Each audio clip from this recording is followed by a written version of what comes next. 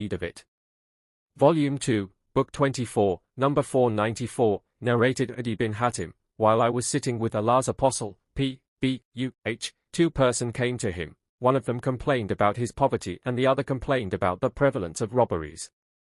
Allah's Apostle said, as regards stealing and robberies, there will shortly come a time when a caravan will go to Mecca, from Medina, without any guard.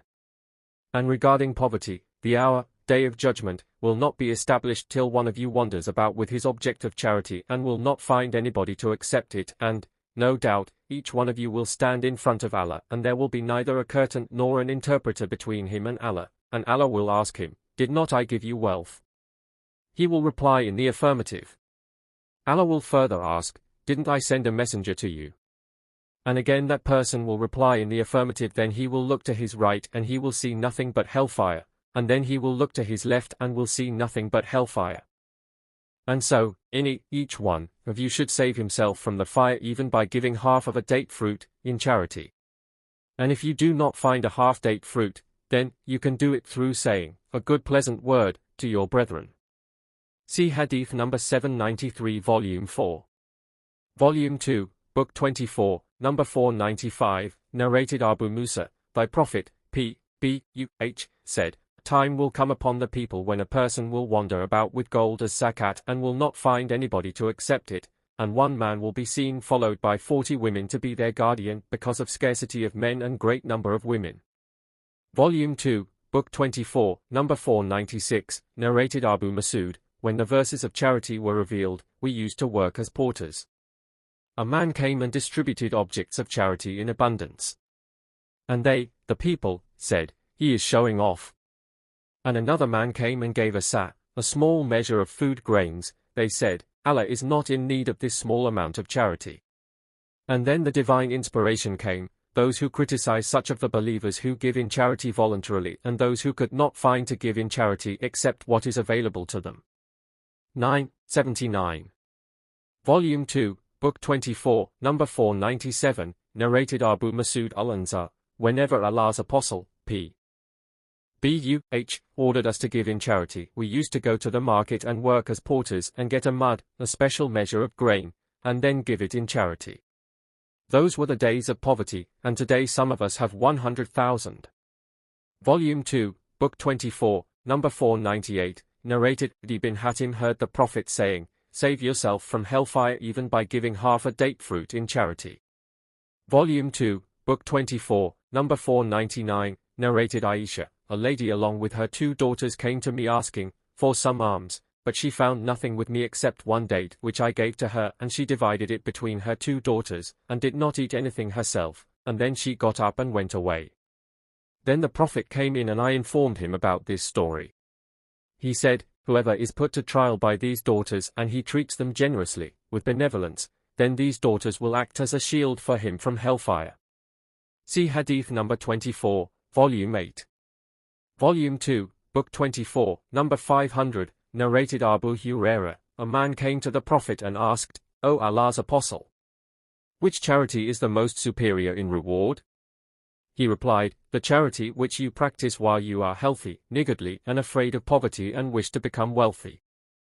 Do not delay it to the time of approaching death and then say, give so much to such and such, and so much to such and such. And it has already belonged to such and such, as it is too late. Volume 2, Book 24, number 501, narrated Aisha, some of the wives of the Prophet asked him, who amongst us will be the first to follow you, i.e. die after you? He said, whoever has the longest hand. So they started measuring their hands with a stick and Sauda's hand turned out to be the longest. When Zainab bint Jahsh died first of all in the Caliphate of Umar, we came to know that the long hand was a symbol of practicing charity, so she was the first to follow the Prophet and she used to love to practice charity. Sauda died later in the Caliphate of Muawiyah. Volume 2, Book 24, number 502, narrated Abu Hurairah, Allah's Apostle, P.B.U.H., said, a man said that he would give something in charity. He went out with his object of charity and unknowingly gave it to a thief. Next morning the people said that he had given his object of charity to a thief. On hearing that, he said, O Allah, all the praises are for you. I will give alms again. And so he again went out with his alms and, unknowingly, gave it to an adulteress. Next morning the people said that he had given his alms to an adulteress last night. The man said, "O Allah! All the praises are for you. I gave my alms to an adulteress. I will give alms again." So he went out with his alms again and, unknowingly, gave it to a rich person. The people, next morning said that he had given his alms to a wealthy person. He said, "O Allah! All the praises are for you. I had given alms to a thief, to an adulteress and to a wealthy man." Then someone came and said to him, "The alms which you gave to the thief might make him abstain from stealing, and that given to the adulteress might make her abstain from illegal sexual intercourse, adultery, and that given to the wealthy man might make him take a lesson from it and spend his wealth which Allah has given him, in Allah's cause." Volume 2, Book 24, number 503, narrated Ma'an bin Yazid, "My grandfather, my father, and I gave the pledge of allegiance to Allah's apostle. The Prophet got me engaged and then got me married. One day I went to the Prophet with a complaint. My father Yazid had taken some gold coins for charity and kept them with a man in the mosque to give them to the poor, but I went and took them and brought them to him, my father. My father said, 'By Allah! I did not intend to give them to you. I took the case to Allah's apostle.' On that Allah's apostle said, 'O Yazid! You will be rewarded for what you intended. O man! Whatever you have taken is yours.' Volume 2, Book 24, number 504, narrated Abu Hurairah, the Prophet, P.B.U.H., said, 7 people will be shaded by Allah under his shade on the day when there will be no shade except his. They are, 1. A just ruler, 2. A young man who has been brought up in the worship of Allah, i.e. worship Allah alone, sincerely from his childhood, 3. A man whose heart is attached to the mosque, who offers the 5 compulsory congregational prayers in the mosque, 4. 2 persons who love each other only for Allah's sake and they meet and part in Allah's cause only, 5. A man who refuses the call of a charming woman of noble birth for an illegal sexual intercourse with her and says, 'I am afraid of Allah.' 6. A person who practices charity so secretly that his left hand does not know what his right hand has given, i.e. nobody knows how much he has given in charity. 7. A person who remembers Allah in seclusion and his eyes get flooded with tears. Volume 2, Book 24, number 505, narrated Horata bin Wahab al-Khuzai, I heard the Prophet, P.B.U.H., saying, "O people! Give in charity, for Allah's cause, because a time will come when a person will carry his object of charity from place to place, and he will not find any person to take it, and any person whom he shall request to take it, I will reply, if you had brought it yesterday I would have taken it, but today I am not in need of it."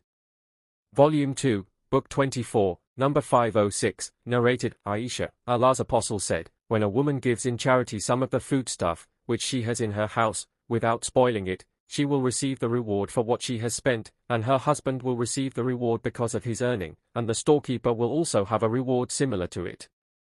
The reward of one will not decrease the reward of the others." Volume 2, Book 24, number 507, narrated Abu Hurairah, the Prophet, P.B.U.H., said, "The best charity is that which is practiced by a wealthy person. And start giving first to your dependents." Volume 2, Book 24, number 508, narrated Hakim bin Hizam, the Prophet said, "The upper hand is better than the lower hand, i.e. he who gives in charity is better than him who takes it. One should start giving first to his dependents. And the best object of charity is that which is given by a wealthy person, from the money which is left after his expenses. And whoever abstains from asking others for some financial help, Allah will give him and save him from asking others, Allah will make him self-sufficient." Volume 2, Book 24, number 509, narrated Ibn Umar, I heard Allah's apostle, P.B.U.H., while he was on the pulpit speaking about charity, to abstain from asking others for some financial help and about begging others, saying, "The upper hand is better than the lower hand. The upper hand is that of the giver and the lower hand is that of the beggar." Volume 2, Book 24, number 510, narrated Aqba bin al-Harith, once the Prophet offered the As prayer and then hurriedly went to his house and returned immediately. I, or somebody else, asked him, as to what was the matter, and he said, I left at home a piece of gold which was from the charity and I disliked to let it remain a night in my house, so I got it distributed. Volume 2, Book 24, number 511, narrated Ibn Abbas. The Prophet went out for the Eid prayer on the Eid day and offered a 2-rakat prayer, and he neither offered a prayer before it or after it. Then he went towards the women along with Bilal. He preached them and ordered them to give in charity. And some, amongst the women, started giving their forearm bangles and earrings. Volume 2, Book 24, number 512, narrated Abu Burda bin Abu Musa, that his father said, whenever a beggar came to Allah's apostle or he was asked for something, he used to say to his companions, help and recommend him and you will receive the reward for it, and Allah will bring about what he will through his prophet's tongue. Volume 2, Book 24, number 513, narrated Asma, the Prophet said to me, do not withhold your money, for if you did so, Allah would withhold his blessings from you. Volume 2, Book 24, number 514, narrated Abda, the Prophet said, do not withhold your money by counting it, i.e. hoarding it, for if you did so, Allah would also withhold his blessings from you. Volume 2, Book 24, number 515, narrated Asma bint Abu Bakr, that she had gone to the Prophet and he said, do not shut your money bag, otherwise Allah too will withhold his blessings from you. Spend, in Allah's cause, as much as you can afford. Volume 2, Book 24, number 516, narrated Abu Wail, Hudayfa said, Umar said, who amongst you remembers the statement of Allah's Apostle, p. B.U.H., about afflictions? I said, I know it as the Prophet had said it. Umar said, no doubt, you are bold. How did he say it? I said, a man's afflictions, wrong deeds, concerning his wife, children and neighbors are expiated by his prayers, charity, and enjoining good. The sub-narrator Sulayman added that he said, the prayer, charity, enjoining good and forbidding evil. Umar said, I did not mean that, but I ask about that affliction which will spread like the waves of the sea. I said, O chief of the believers, you need not be afraid of it as there is a closed door between you and it. He asked, will the door be broken or opened? I replied, no, it will be broken. He said, then, if it is broken, it will never be closed again. I replied, yes. Then we were afraid to ask what that door was, so we asked Masruq to inquire, and he asked Hudayfa regarding it. Hudayfa said, the door was Umar. We further asked Hudayfa whether Umar knew what that door meant. Hudayfa replied in the affirmative and added, he knew it as one knows that there will be a night before the tomorrow morning. Volume 2, Book 24, number 517, narrated Hakim bin Hizam, I said to Allah's Apostle, before embracing Islam I used to do good deeds like giving in charity, slave manumitting, and the keeping of good relations with kith and kin. Shall I be rewarded for those deeds? The Prophet replied, you became Muslim with all those good deeds, without losing their reward. Volume 2, Book 24, number 518, narrated Aisha, Allah's Apostle said, when a woman gives in charity from her husband's meals without wasting the property of her husband, she will get a reward for it, and her husband too will get a reward for what he earned and the storekeeper will have the reward likewise. Volume 2, Book 24, number 519, narrated Abu Musa, the Prophet said, an honest Muslim storekeeper who carries out the orders of his master and pays fully what he has been ordered to give with a good heart and pays to that person to whom he was ordered to pay, is regarded as one of the 2 charitable persons. Volume 2, Book 24, number 520, narrate Aisha, the Prophet said, if a woman gives in charity from her husband's house. The Prophet, p.b.u.h., also said, if a lady gives meals, in charity, from her husband's house without spoiling her husband's property, she will get a reward and her husband will also get a reward likewise. The husband will get a reward because of his earnings and the woman because of her spending. Volume 2, Book 24, number 521, narrated Aisha, the Prophet said, when a woman gives in charity from her house meals in Allah's cause without spoiling her husband's property, she will get a reward for it, and her husband will also get the reward for his earnings and the storekeeper will get a reward likewise. Volume 2, Book 24, number 522, narrated Abu Hurairah, the Prophet said, every day 2 angels come down from heaven and one of them says, O Allah, compensate every person who spends in your cause, and the other, angel, says, O Allah, destroy every miser. Volume 2, Book 24, number 523, narrated Abu Hurairah, the Prophet said, the example of a miser and an almsgiver is like the example of two persons wearing iron cloaks. Allah's Apostle also said, the example of an almsgiver and a miser is like the example of two persons who have two iron cloaks on them from their breasts to their collarbones, and when the almsgiver wants to give in charity, the cloak becomes capacious till it covers his whole body to such an extent that it hides his fingertips and covers his footprints, obliterates his tracks.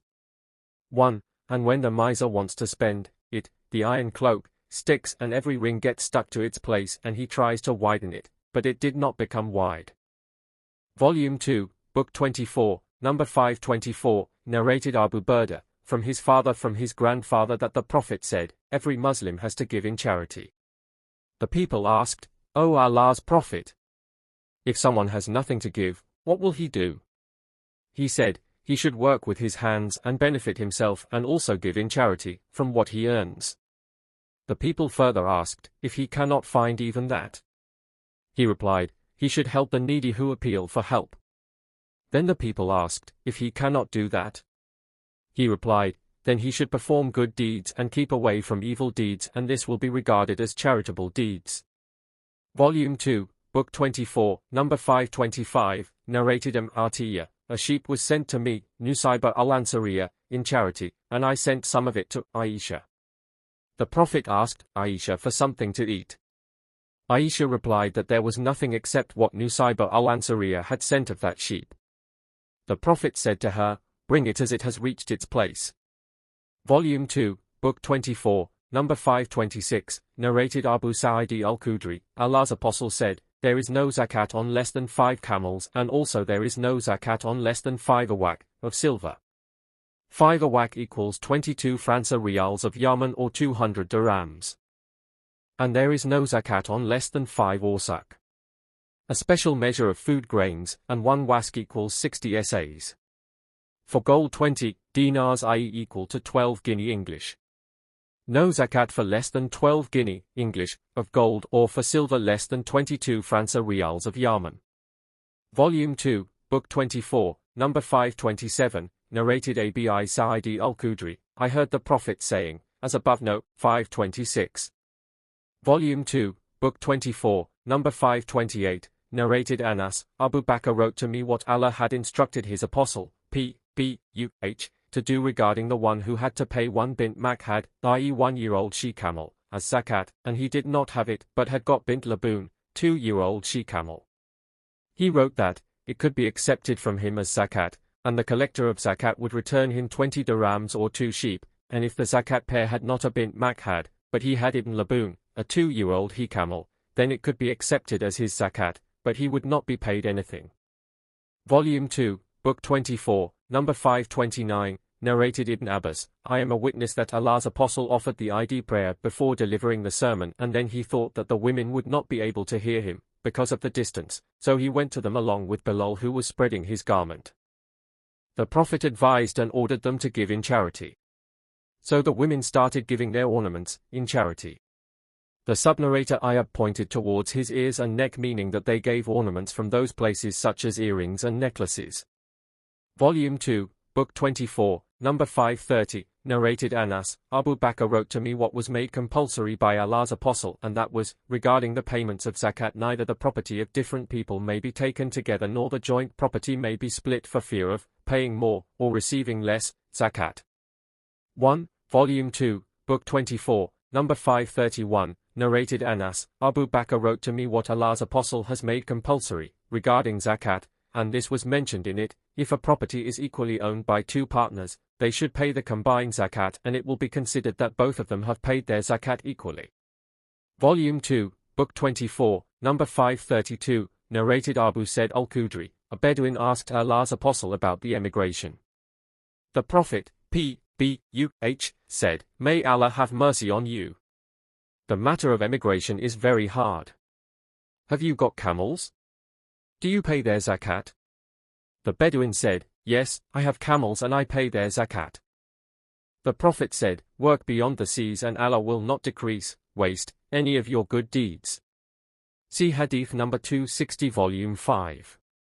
Volume 2, Book 24, number 533, narrated Anas, Abu Bakr, wrote to me about the zakat which Allah had ordered his apostle to observe. Whoever had to pay Jada means a 4-year-old she-camel, has zakat from his herd of camels and he had not got one, and he had hika, 3-year-old she-camel, that hika should be accepted from him along with 2 sheep if they were available, or 20 dirhams. 1 dirham equals about 1/4 Saudi riyal, and whoever had to pay hika as zakat and he had no hika but had a jada, the jada should be accepted from him, and the zakat collector should repay him 20 dirhams or 2 sheep, and whoever had to pay hika as zakat and he had not got one, but had a bint laboon, 2-year-old she-camel, it should be accepted from him along with 2 sheep or 20 dirhams, and whoever had to pay bint laboon and had a hika, that hika should be accepted from him and the zakat collector should repay him 20 dirhams or 2 sheep, and whoever had to pay bint laboon and he had not got one but had a bint makhad, 1-year-old she-camel, that bint makhad should be accepted from him along with 20 dirhams or 2 sheep. Volume 2, Book 24, number 534, narrated Anas, when Abu Bakr sent me to collect the zakat from Bahrain, he wrote to me the following, in the name of Allah, the Beneficent, the Merciful.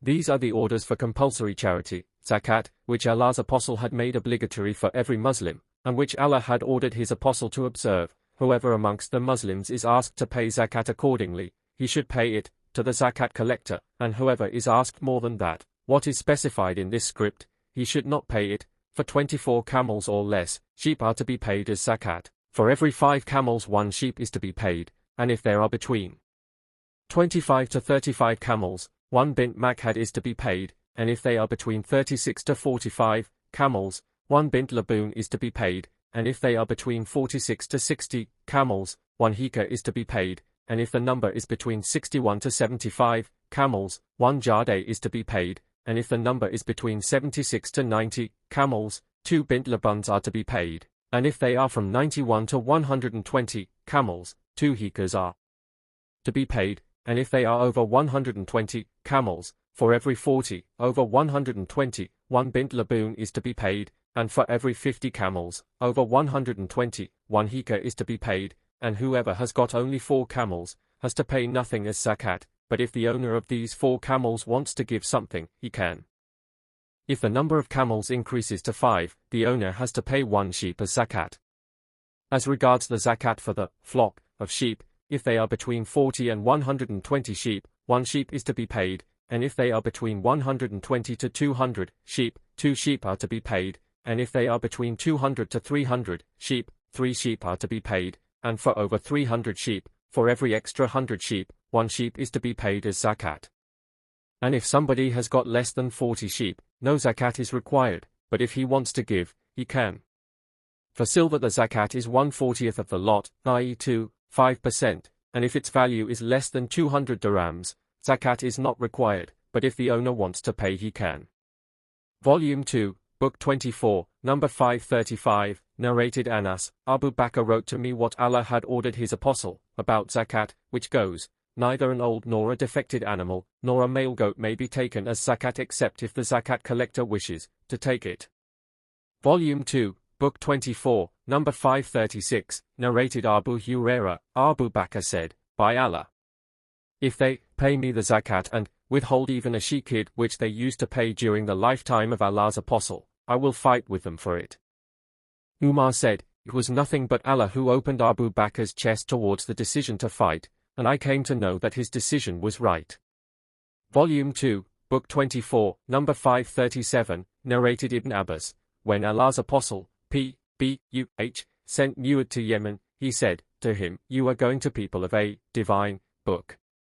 First of all invite them to worship Allah alone, and when they come to know Allah, inform them that Allah has enjoined on them 5 prayers in every day and night, and if they start offering these prayers, inform them that Allah has enjoined on them the zakat.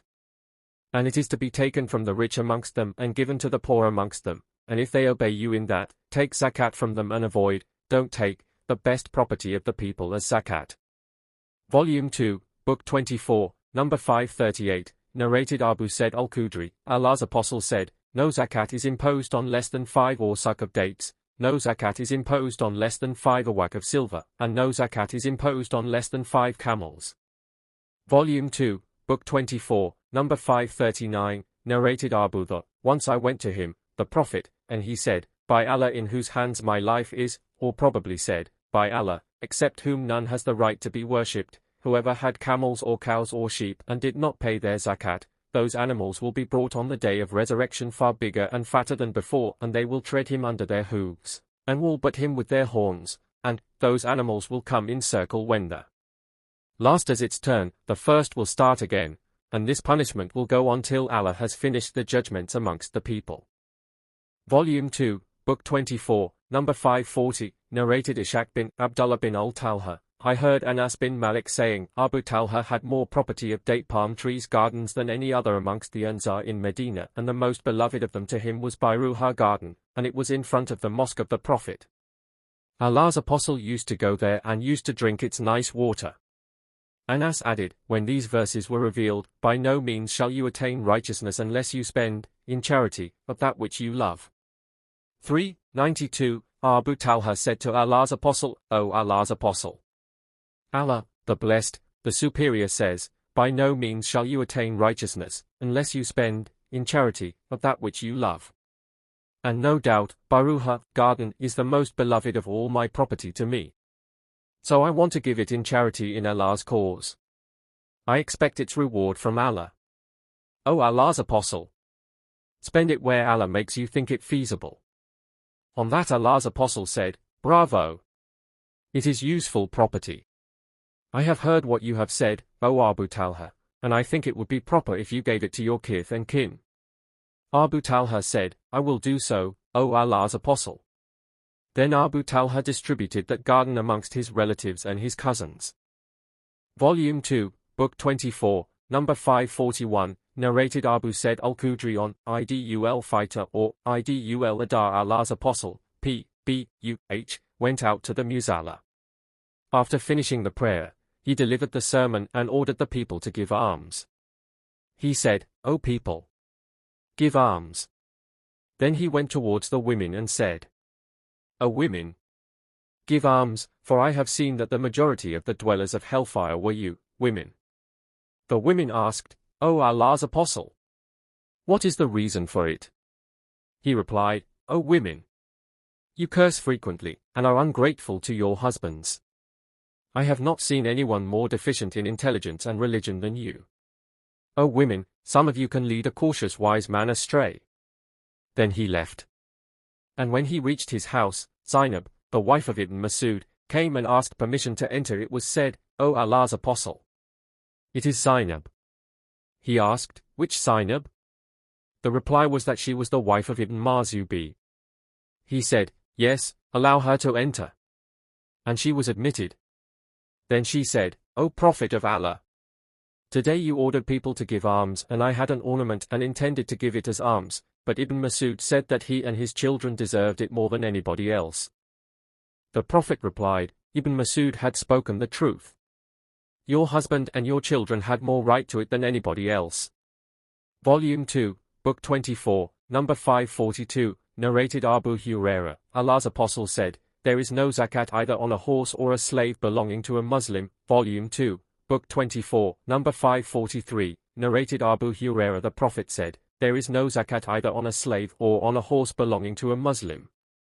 Volume 2, Book 24, number 544, narrated Abu Said al-Khudri. Once the Prophet sat on a pulpit and we sat around him. Then he said, the things I am afraid of most for your sake, concerning what will befall you after me, is the pleasures and splendors of the world and its beauties which will be disclosed to you. Somebody said, O Allah's apostle, can the good bring forth evil? The Prophet remained silent for a while. It was said to that person, what is wrong with you? You are talking to the Prophet, P.B.U.H., while he is not talking to you. Then we noticed that he was being inspired divinely. Then the Prophet wiped off his sweat and said, where is the questioner? It seemed as if the Prophet liked his question. Then he said, good never brings forth evil. Indeed, it is like what grows on the banks of a water stream, which either kill or make the animal sick, except if an animal eats its fill. The Qadira, a kind of vegetable, and then faces the sun, and then defecates and urinates and grazes again. No doubt this wealth is sweet and green. Blessed is the wealth of a Muslim from which he gives to the poor, the orphans and to needy travelers. Or the Prophet said something similar to it, no doubt, whoever takes it illegally will be like the one who eats but is never satisfied, and his wealth will be a witness against him on the day of resurrection. Volume 2, Book 24, number 545, narrated Amr bin al-Harith, Zainab, the wife of Abdullah said, I was in the mosque and saw the Prophet, P.B.U.H., saying, O women, give alms even from your ornaments. Zainab used to provide for Abdullah and those orphans who were under her protection. So she said to Abdullah, will you ask Allah's apostle whether it will be sufficient for me to spend part of the zakat on you and the orphans who are under my protection? He replied, will you yourself ask Allah's apostle? Zainab added, so I went to the Prophet and I saw there an Ansari woman who was standing at the door of the Prophet with a similar problem as mine. Bilal passed by us and we asked him, ask the Prophet whether it is permissible for me to spend the zakat on my husband and the orphans under my protection. And we requested Bilal not to inform the Prophet about us. So Bilal went inside and asked the Prophet regarding our problem. The Prophet, P.B.U.H., asked, who are those two? Bilal replied that she was Zainab. The Prophet said, which Zainab? Bilal said, the wife of Abdullah bin Mas'ud. The Prophet said, yes, it is sufficient for her, and she will receive a double rewards, for that one for helping relatives, and the other for giving zakat. Volume 2, Book 24, number 546, narrated Zainab, the daughter of Salama, my mother said, O Allah's Apostle, shall I receive a reward if I spend for the sustenance of Abu Salama's offspring, and in fact they are also my sons? The Prophet replied, spend on them and you will get a reward for what you spend on them. Volume 2, Book 24, number 547, narrated Abu Hurairah, Allah's Apostle, P.B.U.H., ordered a person to collect zakat, and that person returned and told him that Ibn Jamil, Khalid bin al-Walid, and Abbas bin Abdul Muttalib had refused to give zakat. The Prophet said, what made Ibn Jamil refuse to give zakat though he was a poor man, and was made wealthy by Allah and his Apostle? But you are unfair in asking zakat from Khalid as he is keeping his armor for Allah's cause, for jihad. As for Abbas bin Abdul Muttalib, he is the uncle of Allah's Apostle, P.B.U.H., and zakat is compulsory on him and he should pay it double. Volume 2, Book 24, number 548, narrated Abu Said al-Khudri, some Ansari persons asked for something from Allah's Apostle, P.B.U.H., and he gave them. They again asked him for something, and he again gave them. And then they asked him and he gave them again till all that was with him finished. And then he said, if I had anything, I would not keep it away from you. Remember, whoever abstains from asking others, Allah will make him contented, and whoever tries to make himself self-sufficient, Allah will make him self-sufficient. And whoever remains patient, Allah will make him patient. Nobody can be given a blessing better and greater than patience. Volume 2, Book 24, number 549, narrated Abu Hurairah, Allah's Apostle said, by him in whose hand my life is, it is better for any one of you to take a rope and cut the wood from the forest, and carry it over his back and sell it, as a means of earning his living, rather than to ask a person for something and that person may give him or not. Volume 2, Book 24, number 550, narrated Az Zubayr bin al-Awwam, the Prophet, P.B.U.H., said, it is better for any one of you to take a rope, and cut, and bring a bundle of wood, from the forest, over his back and sell it, and Allah will save his face, from the hellfire, because of that, rather than to ask the people who may give him or not. Volume 2, Book 24, number 551, narrated Owa bin Az Zubayr, and said bin al-Musayyab, Hakam bin Hizam said, once, I asked Allah's Apostle for something, and he gave it to me. Again I asked and he gave it to me. Again I asked and he gave it to me.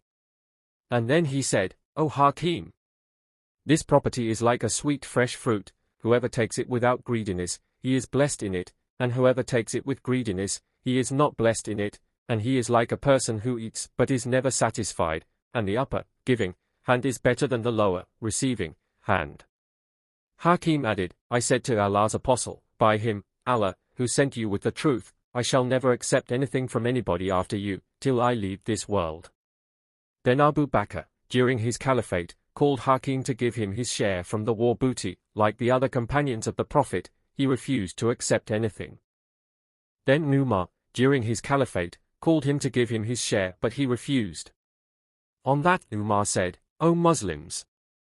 I would like you to witness that I offered Hakim his share from this booty and he refused to take it. So Hakim never took anything from anybody after the Prophet till he died. Volume 2, Book 24, number 552, narrated Umar, Allah's Apostle used to give me something, but I would say to him, would you give it to a poorer and more needy one than L? The Prophet, P.B.U.H., said to me, take it. If you are given something from this property, without asking for it or having greed for it, take it, and if not given, do not run for it.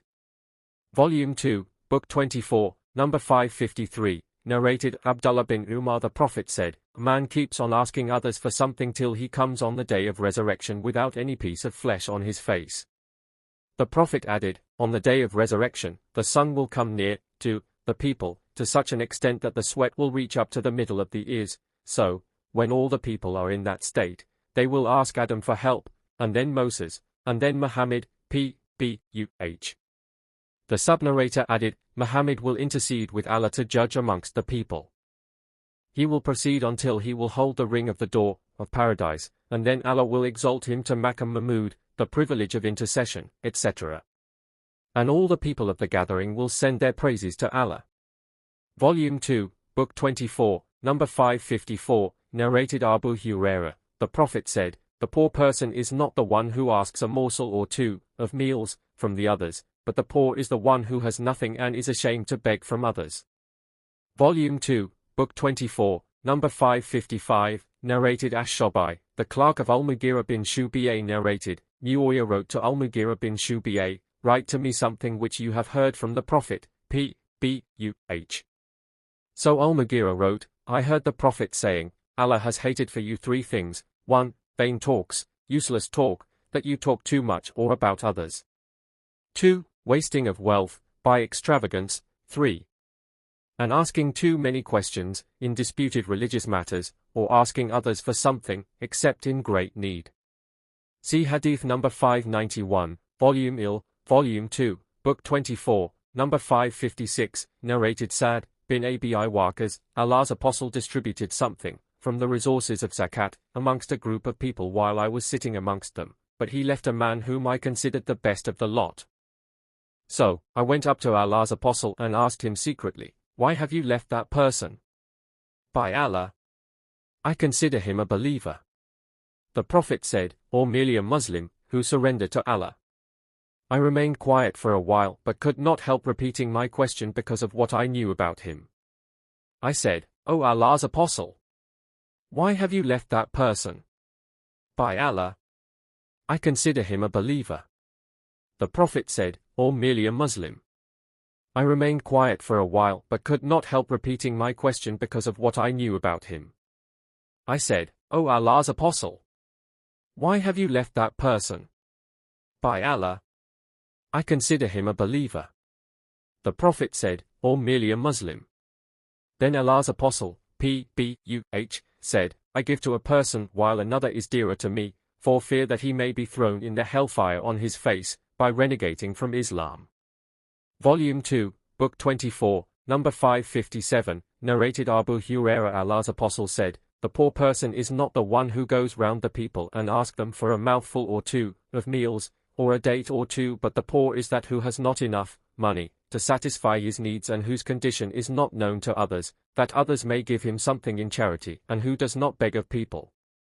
Volume 2, Book 24, number 558, narrated Abu Hurairah. The Prophet said, no doubt, it is better for a person to take a rope and proceed in the morning to the mountains and cut the wood and then sell it, and eat from this income and give alms from it than to ask others for something.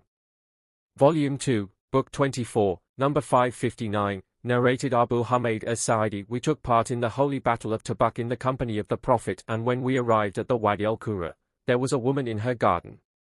The Prophet asked his companions to estimate the amount of the fruits in the garden, and Allah's Apostle estimated it at 10 awsaq, 1 wasak equals 60 essays, and 1 sak equals 3 kilograms.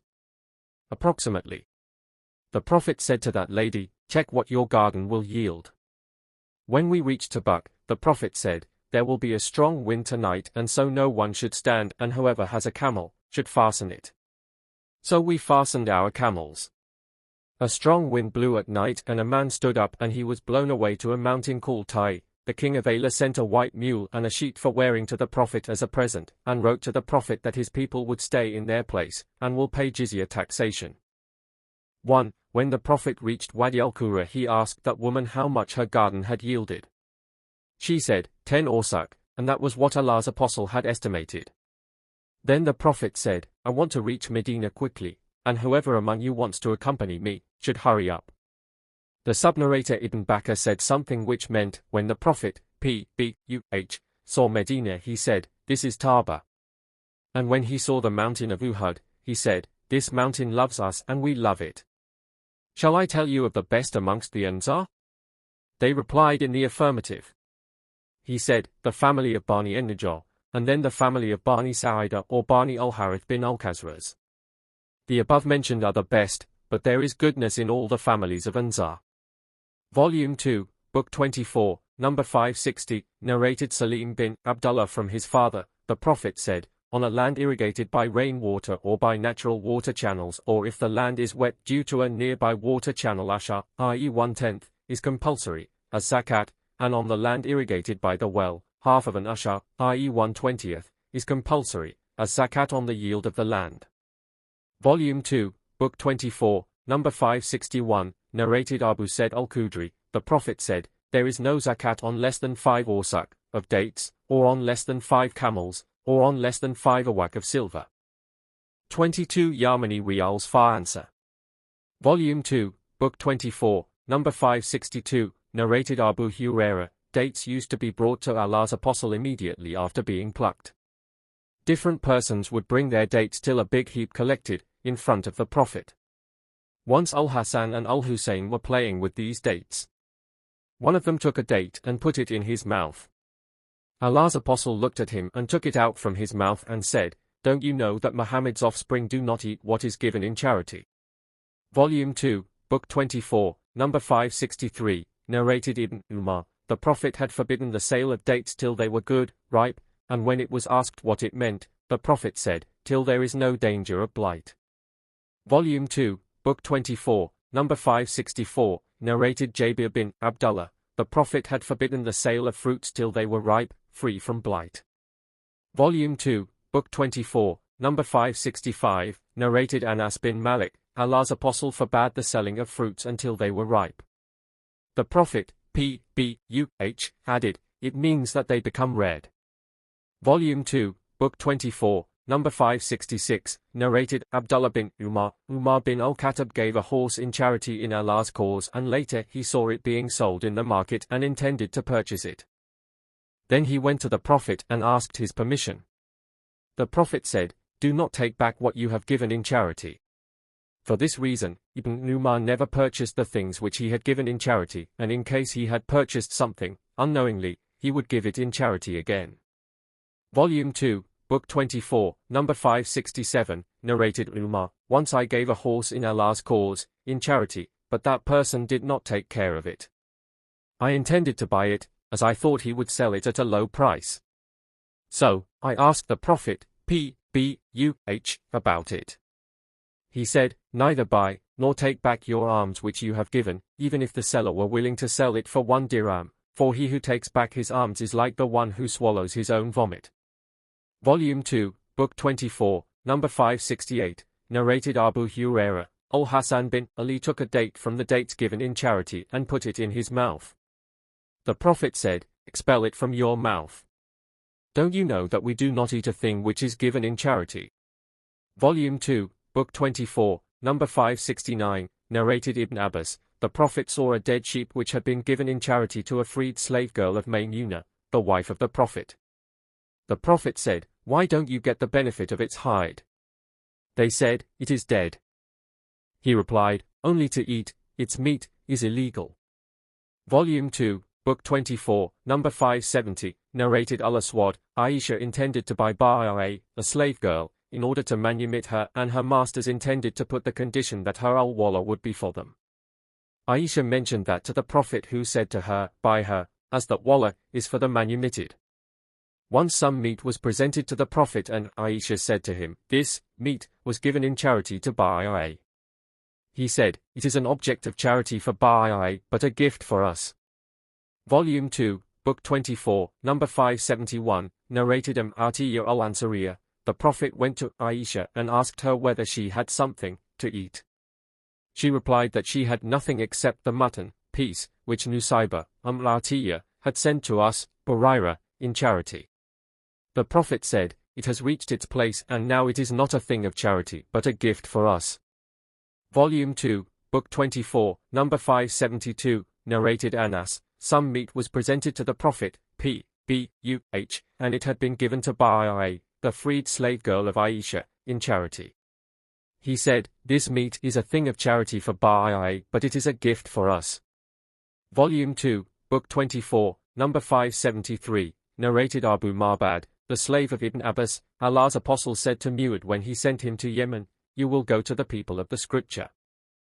So, when you reach there, invite them to testify that none has the right to be worshipped but Allah, and that Muhammad is his apostle. And if they obey you in that, tell them that Allah has enjoined on them 5 prayers in each day and night. And if they obey you in that, tell them that Allah has made it obligatory on them to pay the zakat, which will be taken from the rich among them and given to the poor among them. If they obey you in that, then avoid taking the best of their possessions, and be afraid of the curse of an oppressed person, because there is no screen between his invocation and Allah." Volume 2, Book 24, number 574 narrated Abdullah bin Abu Awfa. Whenever a person came to the Prophet with his alms, the Prophet would say, "O Allah, send your blessings upon so and so." My father went to the Prophet with his alms, and the Prophet said, "O Allah, send your blessings upon the offspring of Abu Awfa." Volume 2, Book 24, number 574 narrated Abu Hurairah. The Prophet said, "A man from Bani Israel asked someone from Bani Israel to give him a loan of 1,000 dinars, and the later gave it to him. The debtor went on a voyage, when the time for the payment of the debt became due, but he did not find a boat, so he took a piece of wood and bored it and put 1,000 dinars in it and threw it into the sea. The creditor went out and took the piece of wood to his family to be used as firewood." See Hadith number 488b, Volume 3. And the Prophet narrated the narration, and said, when he sawed the wood, he found his money. Volume 2, Book 24, number 575, narrated Abu Hurairah. Allah's apostle said, "There is no compensation for one killed or wounded by an animal or by falling in a well, or because of working in mines, but kumus is compulsory on rikaz." Volume 2, Book 24, number 576, narrated Abu Humayd al-Sa'idi. Allah's apostle, P.B.U.H., appointed a man called Ibn al-Lutbiyah from the tribe of Al-Asd to collect zakat from Bani Sulaym. When he returned, after collecting the zakat, the Prophet checked the account with him. Volume 2, Book 24, number 577, narrated Anas. Some people from Urayna tribe came to Medina, and its climate did not suit them, so Allah's apostle, P.B.U.H., allowed them to go to the herd of camels, given as zakat, and they drank their milk and urine, as medicine, but they killed the shepherd and drove away all the camels.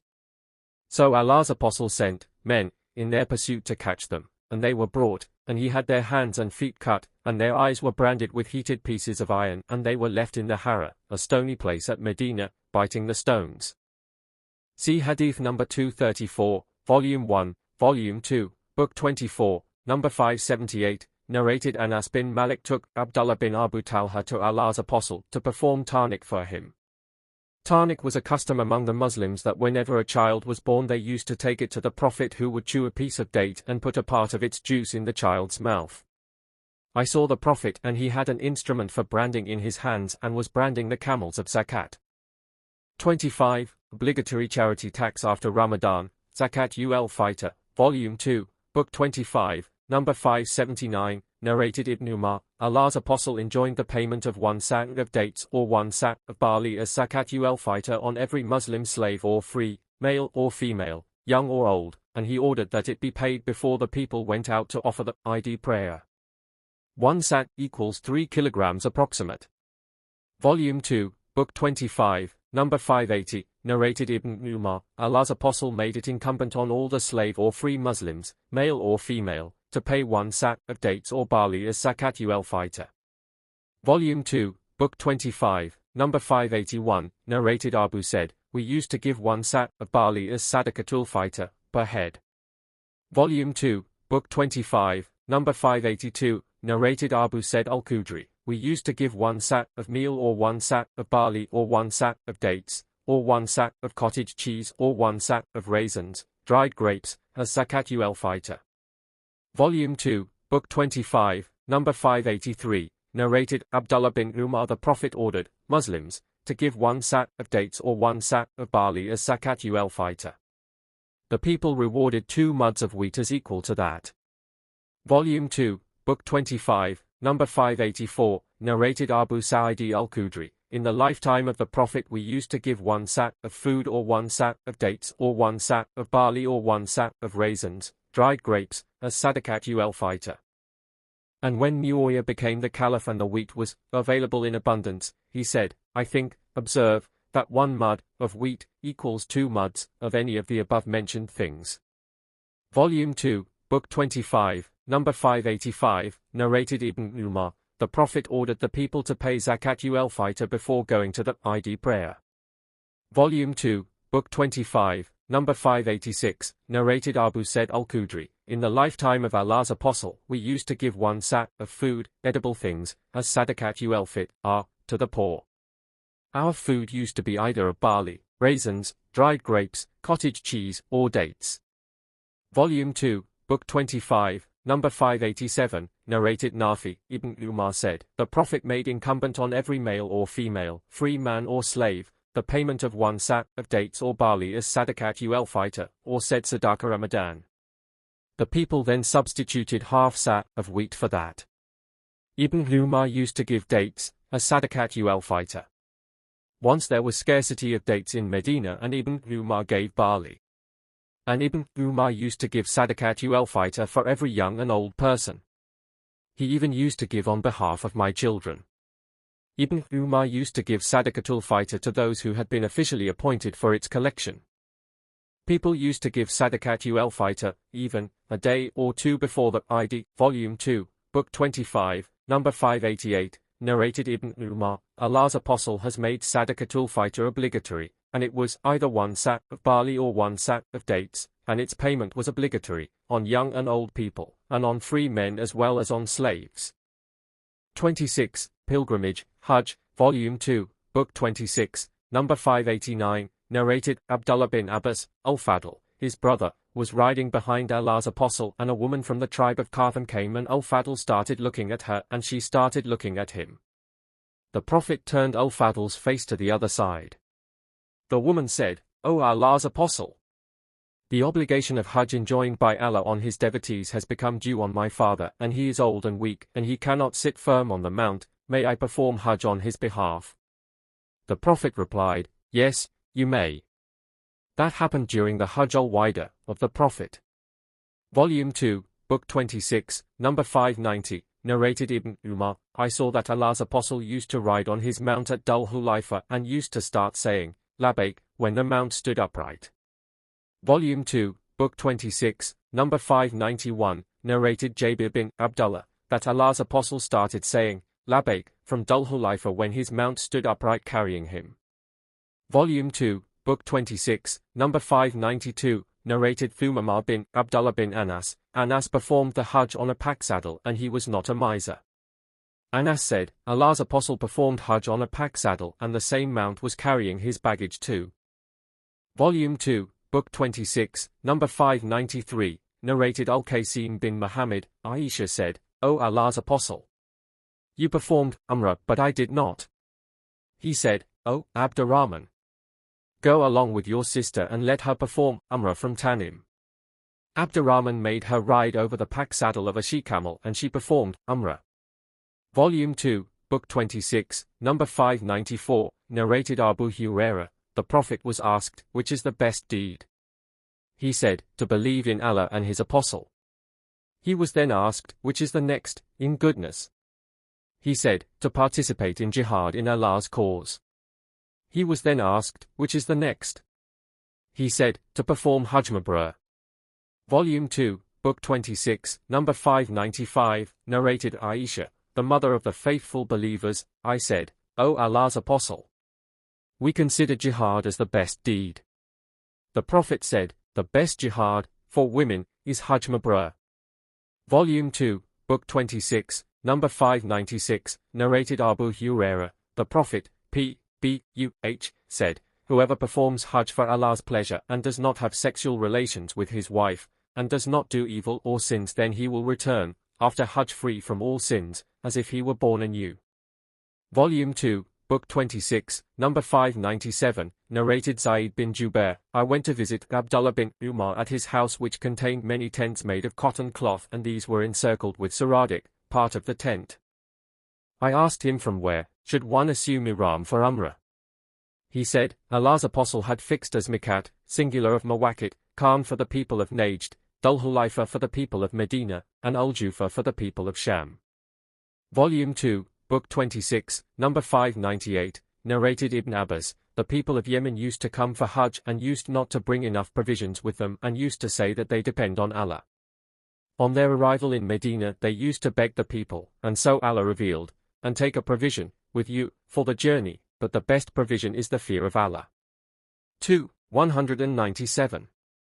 Volume 2, Book 26, number 599, narrated Ibn Abbas, Allah's Apostle, P.B.U.H., made Dhul Hulaifa as the Mikat for the people of Medina, Al-Jufa for the people of Sham, Khan al-Manazil for the people of Najd, and Yalamlam for the people of Yemen, and these Mawaqit are for the people at those very places, and besides them for those who come thorough those places with the intention of performing Hajj and Umrah, and whoever is living within these boundaries can assume ihram from the place he starts, and the people of Mecca can assume ihram from Mecca. Volume 2, Book 26, number 600, narrated Nafi, Abdullah bin Umar said, Allah's Apostle said, the people of Medina should assume ihram from Dhul Hulaifa, the people of Sham from Al-Jufa, and the people of Najd from Khan. And Abdullah added, I was informed that Allah's Apostle had said, the people of Yemen should assume ihram from Yalamlam. Volume 2, Book 26, number 601, narrated Ibn Abbas, Allah's Apostle had fixed Dhul Hulaifa as the Melkat for the people of Medina, Al-Jufa for the people of Sham, and Khan al-Manazil for the people of Najd, and Yalamlam for the people of Yemen. So, these, above mentioned, are the Mawaqit for all those living at those places, and besides them for those who come through those places with the intention of performing Hajj and Umrah, and whoever lives within these places should assume ihram from his dwelling place, and similarly the people of Mecca can assume ihram from Mecca. Volume 2, Book 26, number 602, narrated Salim from his father who said, the Prophet had fixed the Mawaqit as follows, number 603, Volume 2, Book 26, number 603, narrated Salim bin Abdullah from his father, I heard Allah's Apostle saying, the Mikat for the people of Medina is Dhul Hulaifa, for the people of Sham is Mahita, i.e. Al-Jufa, and for the people of Najd is Khan.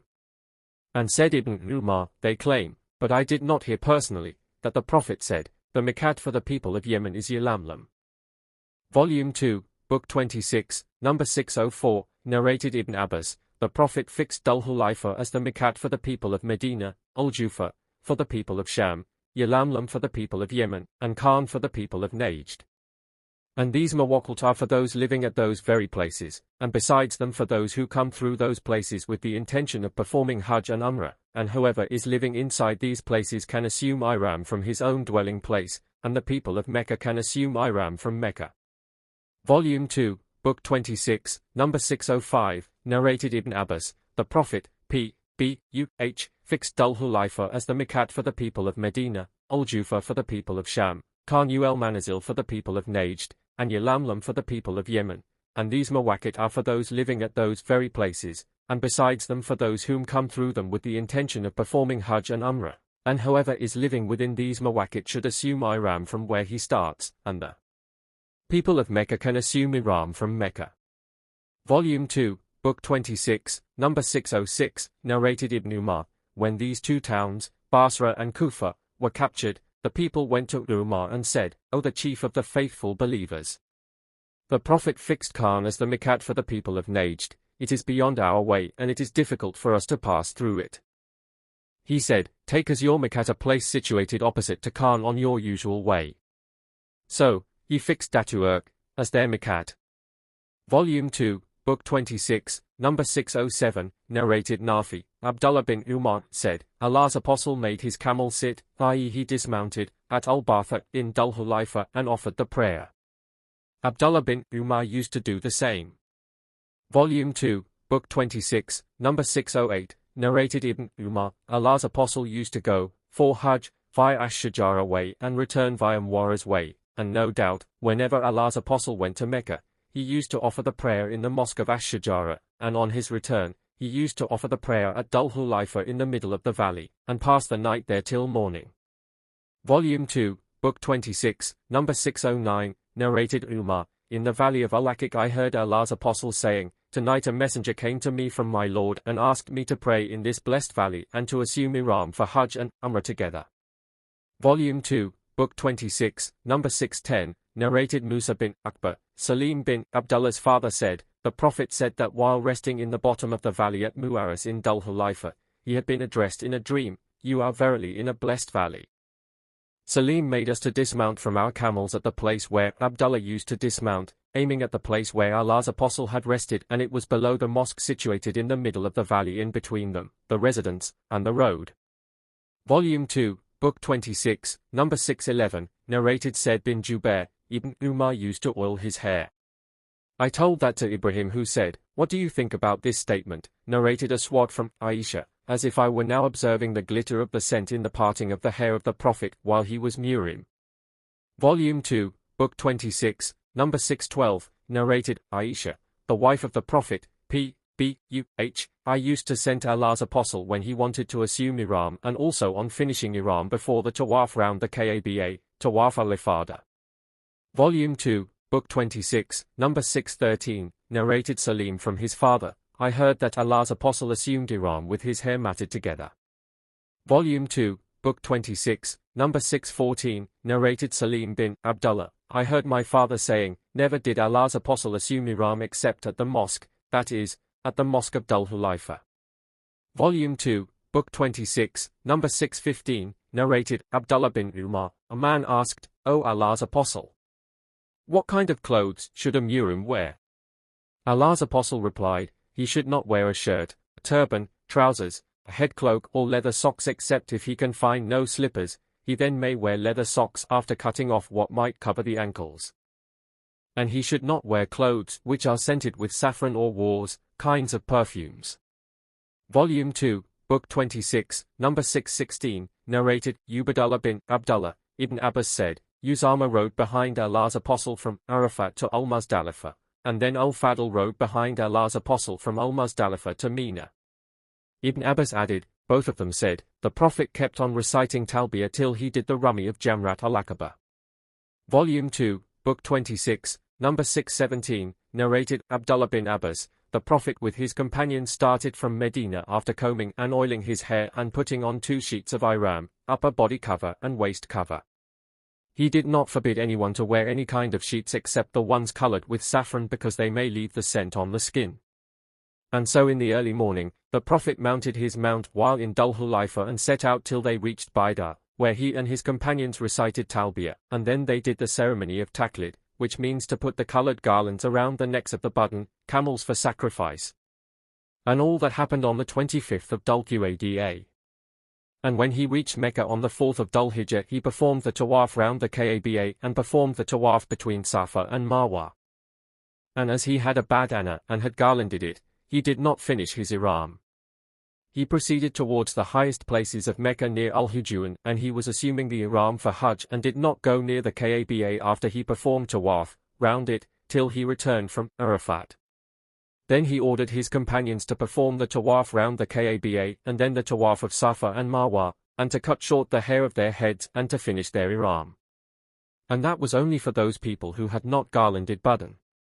Those who had their wives with them were permitted to contact them, have sexual intercourse, and similarly perfume and ordinary clothes were permissible for them. Volume 2, Book 26, number 618, narrated Anas bin Malik, the Prophet offered 4 rakat in Medina and then 2 rakat at Dhul Hulayfa and then passed the night at Dhul Hulayfa till it was morning, and when he mounted his mount and it stood up, he started to recite Talbiyah. Volume 2, Book 26, number 619, narrated Abu Kilaba, Anas bin Malik said, the Prophet offered 4 rakat of the Zuhr prayer in Medina and 2 rakat of Asr prayer at Dhul Hulayfa. I think that the Prophet passed the night there till morning. Volume 2, Book 26, number 620, narrated Anas, the Prophet offered 4 rakat of the Zuhr prayer in Medina and 2 rakat of the Asr prayer in Dhul Hulayfa, and I heard them, the companions of the Prophet, reciting Talbiyah together loudly to the extent of shouting.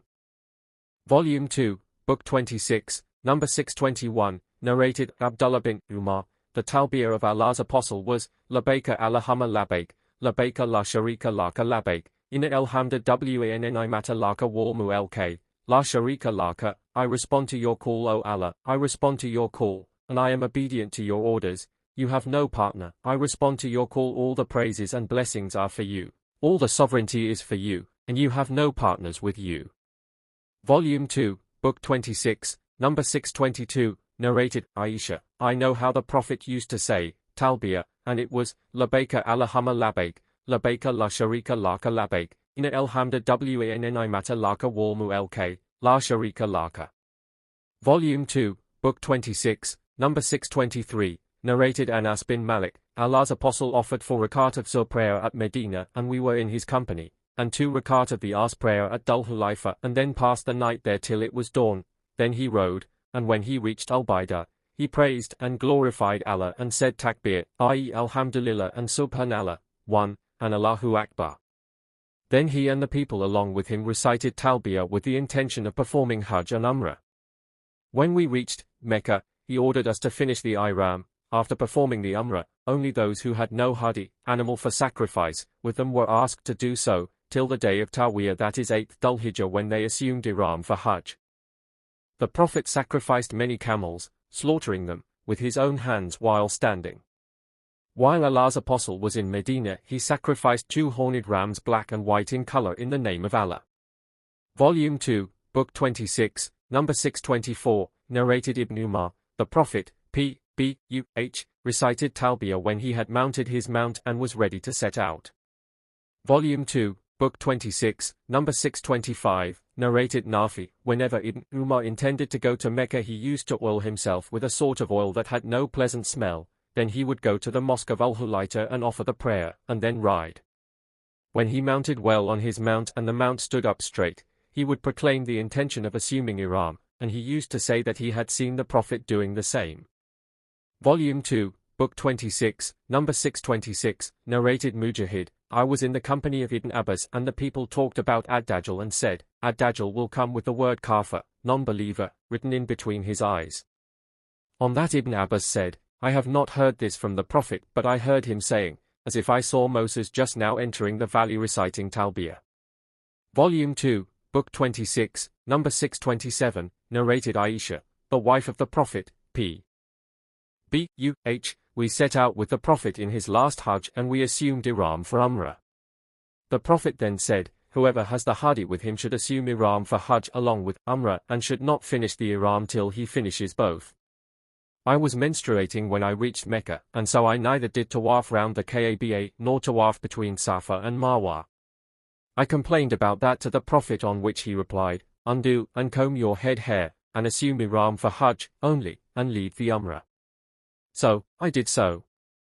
When we had performed the Hajj, the Prophet sent me with my brother Abdurrahman bin Abu Bakr to Tanim. So I performed the Umrah. The Prophet said to me, this Umrah is instead of your missed one. Those who had assumed Ihram for Umrah, Hajjat Tamattu, performed tawaf round the Kaaba and between Safa and Marwa and then finished their Ihram. After returning from Mina, they performed another tawaf, between Safa and Marwa. Those who had assumed Ihram for Hajj and Umrah together, Hajj al-Qiran, performed only one tawaf, between Safa and Marwa. Volume 2, Book 26, number 628, narrated Atta, Jabir said, the Prophet ordered Ali to keep on assuming his Ihram. The narrator then informed about the narration of Suraka. Volume 2, Book 26, number 629, narrated Anas bin Malik, Ali came to the Prophet, P.B.U.H., from Yemen, to Mecca. The Prophet asked Ali, with what intention have you assumed Ihram? Ali replied, I have assumed Ihram with the same intention as that of the Prophet. The Prophet said, if I had not the hadi with me I would have finished the Ihram. Muhammad bin Bakr narrated extra from Ibn Jurayj, the Prophet said to Ali, with what intention have you assumed the Ihram, O Ali? He replied, with the same intention as that of the Prophet. The Prophet said, have a hadi and keep your Ihram as it is. Volume 2, Book 26, number 630, narrated Abu Musa, the Prophet sent me to some people in Yemen and when I returned, I found him at Al-Batha. He asked me, with what intention have you assumed Ihram, i.e. for Hajj or for Umrah or for both? I replied, I have assumed Ihram with an intention like that of the Prophet. He asked, have you a hadi with you? I replied in the negative. He ordered me to perform tawaf round the Kaaba and between Safa and Marwa and then to finish my Ihram. I did so and went to a woman from my tribe who combed my hair or washed my head. Then, when Umar came, I became Caliph. He said, if we follow Allah's book, it orders us to complete Hajj and Umrah, as Allah says, perform the Hajj and Umrah for Allah. 2, 196. And if we follow the tradition of the Prophet who did not finish his Ihram till he sacrificed his hadi. Volume 2, Book 26, number 631, narrated Al-Qasim bin Muhammad, Aisha said, we set out with Allah's apostles in the months of Hajj, and, in the nights of Hajj, and at the time and places of Hajj and in a state of Hajj. We dismounted at Sarif, a village 6 miles from Mecca. The Prophet then addressed his companions and said, anyone who has not got the hadi and likes to do Umrah instead of Hajj may do so, i.e. Hajj ultimatu, and anyone who has got the hadi should not finish the Ihram after performing Umrah, i.e. Hajj al-Qiran. Aisha added, the companions of the Prophet obeyed the above order, and some of them, i.e. who did not have hadi, finished their Ihram after Umrah. Allah's apostle and some of his companions were resourceful and had the hadi with them. They could not perform Umrah alone, but had to perform both Hajj and Umrah with one Ihram. Aisha added, Allah's apostle came to me and saw me weeping and said, what makes you weep, O hunter? I replied, I have heard your conversation with your companions and I cannot perform the Umrah. He asked, what is wrong with you? I replied, I do not offer the prayers, i.e. I have my menses. He said, it will not harm you for you are one of the daughters of Adam, and Allah has written for you this state, as he has written it for them. Keep on with your intentions for Hajj and Allah may reward you that. Aisha further added, then we proceeded for Hajj till we reached Mina and I became clean from my menses. Then I went out from Mina and performed tawaf round the Kaaba. Aisha added, I went along with the Prophet in his final departure from Hajj till he dismounted at Al-Muhassab, a valley outside Mecca, and we too dismounted with him. He called Abdurrahman bin Abu Bakr and said to him, take your sister outside the sanctuary of Mecca and let her assume Ihram for Umrah, and when you had finished Umrah, return to this place and I will wait for you both till you both return to me. Aisha added, so we went out of the sanctuary of Mecca and after finishing from the Umrah and the Tawaf we returned to the Prophet at dawn. He said, have you performed the Umrah? We replied in the affirmative. So he announced the departure amongst his companions and the people set out for the journey, and the Prophet, too, left for Medina. Volume 2, Book 26, number 632, narrated Al-Aswad, Aisha said, we went out with the Prophet, from Medina, with the intention of performing Hajj only and when we reached Mecca we performed tawaf round the Kaaba and then the Prophet ordered those who had not driven the hadi along with them to finish their Ihram. So the people who had not driven the hadi along with them finished their Ihram. The Prophet's wives, too, had not driven the hadi with them, so they too finished their Ihram. Aisha added, I got my menses and could not perform tawaf round the Kaaba. So when it was the night of Hasba, i.e. when we stopped at Al-Muhassab, I said, O Allah's Apostle, everyone is returning after performing Hajj and Umrah but I am returning after performing Hajj only. He said, didn't you perform tawaf round the Kaaba the night we reached Mecca? I replied in the negative. He said, go with your brother to Tanim and assume the Ihram for Umrah, and after performing it, come back to such and such a place. On that Safiya said, I feel that I will detain you all. The Prophet said, O Akra Halka, didn't you perform Tawaf of the Kaaba on the day of sacrifice? I.e. Tawaf al-Ifada. Safiya replied in the affirmative. He said to Safiya, there is no harm for you to proceed on with us. Aisha added, after returning from Umrah, the Prophet met me while he was ascending from Mecca, and I was descending to it, or I was ascending and he was descending. Volume 2, Book 26, number 633, narrated, Aisha, we set out with Allah's apostles to Mecca in the year of the Prophet's last Hajj. Some of us had assumed ihram for Umrah only, some for both Hajj and Umrah, and others for Hajj only. Allah's apostle assumed ihram for Hajj. So whoever had assumed ihram for Hajj or for both Hajj and Umrah did not finish the ihram till the day of sacrifice. See Hadith number 631, 636, and 639. Volume 2, Book 26, number 634, narrated Marwan bin al-Hakam, I saw Uthman and Ali. Uthman used to forbid people to perform Hajjat Tamattu and Hajj al-Qiran, Hajj and Umrah together, and when Ali saw this act of Uthman, he assumed ihram for Hajj and Umrah together, saying, Labaik for Umrah and Hajj, and said, I will not leave the tradition of the Prophet on the saying of somebody. Volume 2, Book 26, number 635, narrated Ibn Abbas, the people of the pre-Islamic period used to think that to perform Umrah during the months of Hajj was one of the major sins on earth, and also used to consider the month of Safar as a forbidden, i.e. sacred, month, and they used to say, when the wounds of the camel's back heal up, after they return from Hajj, and the signs of those wounds vanish and the month of Safar passes away, then, at that time, Umrah is permissible for the one who wishes to perform it. In the morning of the 4th of Dhul-Hijjah, the Prophet and his companions reached Mecca, assuming ihram for Hajj, and he ordered his companions to make their intentions of the ihram for Umrah only, instead of Hajj, so they considered his order as something great and were puzzled, and said, O Allah's Apostle, what kind of finishing of ihram is allowed? The Prophet replied, finish the ihram completely like a non-muhrim, you are allowed everything. Volume 2, Book 26, number 636, narrated Abu Musa, came to the Prophet from Yemen and was assuming ihram for Hajj, and he ordered me to finish the ihram after performing the Umrah. Volume 2, Book 26, number 637, narrated Ibn Umar, Hafsa the wife of the Prophet said, O Allah's Apostle, why have the people finished their ihram after performing Umrah, but you have not finished your ihram after performing Umrah? He replied, I have matted my hair and garlanded my hadi. So I will not finish my ihram till I have slaughtered my hadi. Volume 2, Book 26, number 638, narrated Shubi'a, Abu Jamra Nosr bin Imran ad-Jubai said, I intended to perform Hajjat Tamattu, and the people advised me not to do so. I asked Ibn Abbas regarding it, and he ordered me to perform Hajjat Tamattu.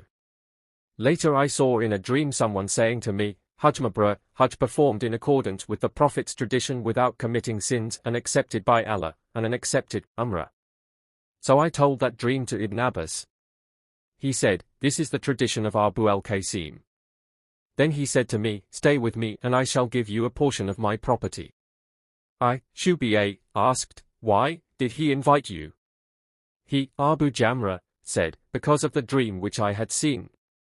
Volume 2, Book 26, number 639, narrated Abu Shihab, I left for Mecca for Hajjat Tamattu, assuming ihram for Umrah. I reached Mecca 3 days before the day of Tarwiyah, 8th Dhul-Hijjah. Some people of Mecca said to me, your Hajj will be like the Hajj performed by the people of Mecca, i.e. you will lose the superiority of assuming ihram from the Miqat.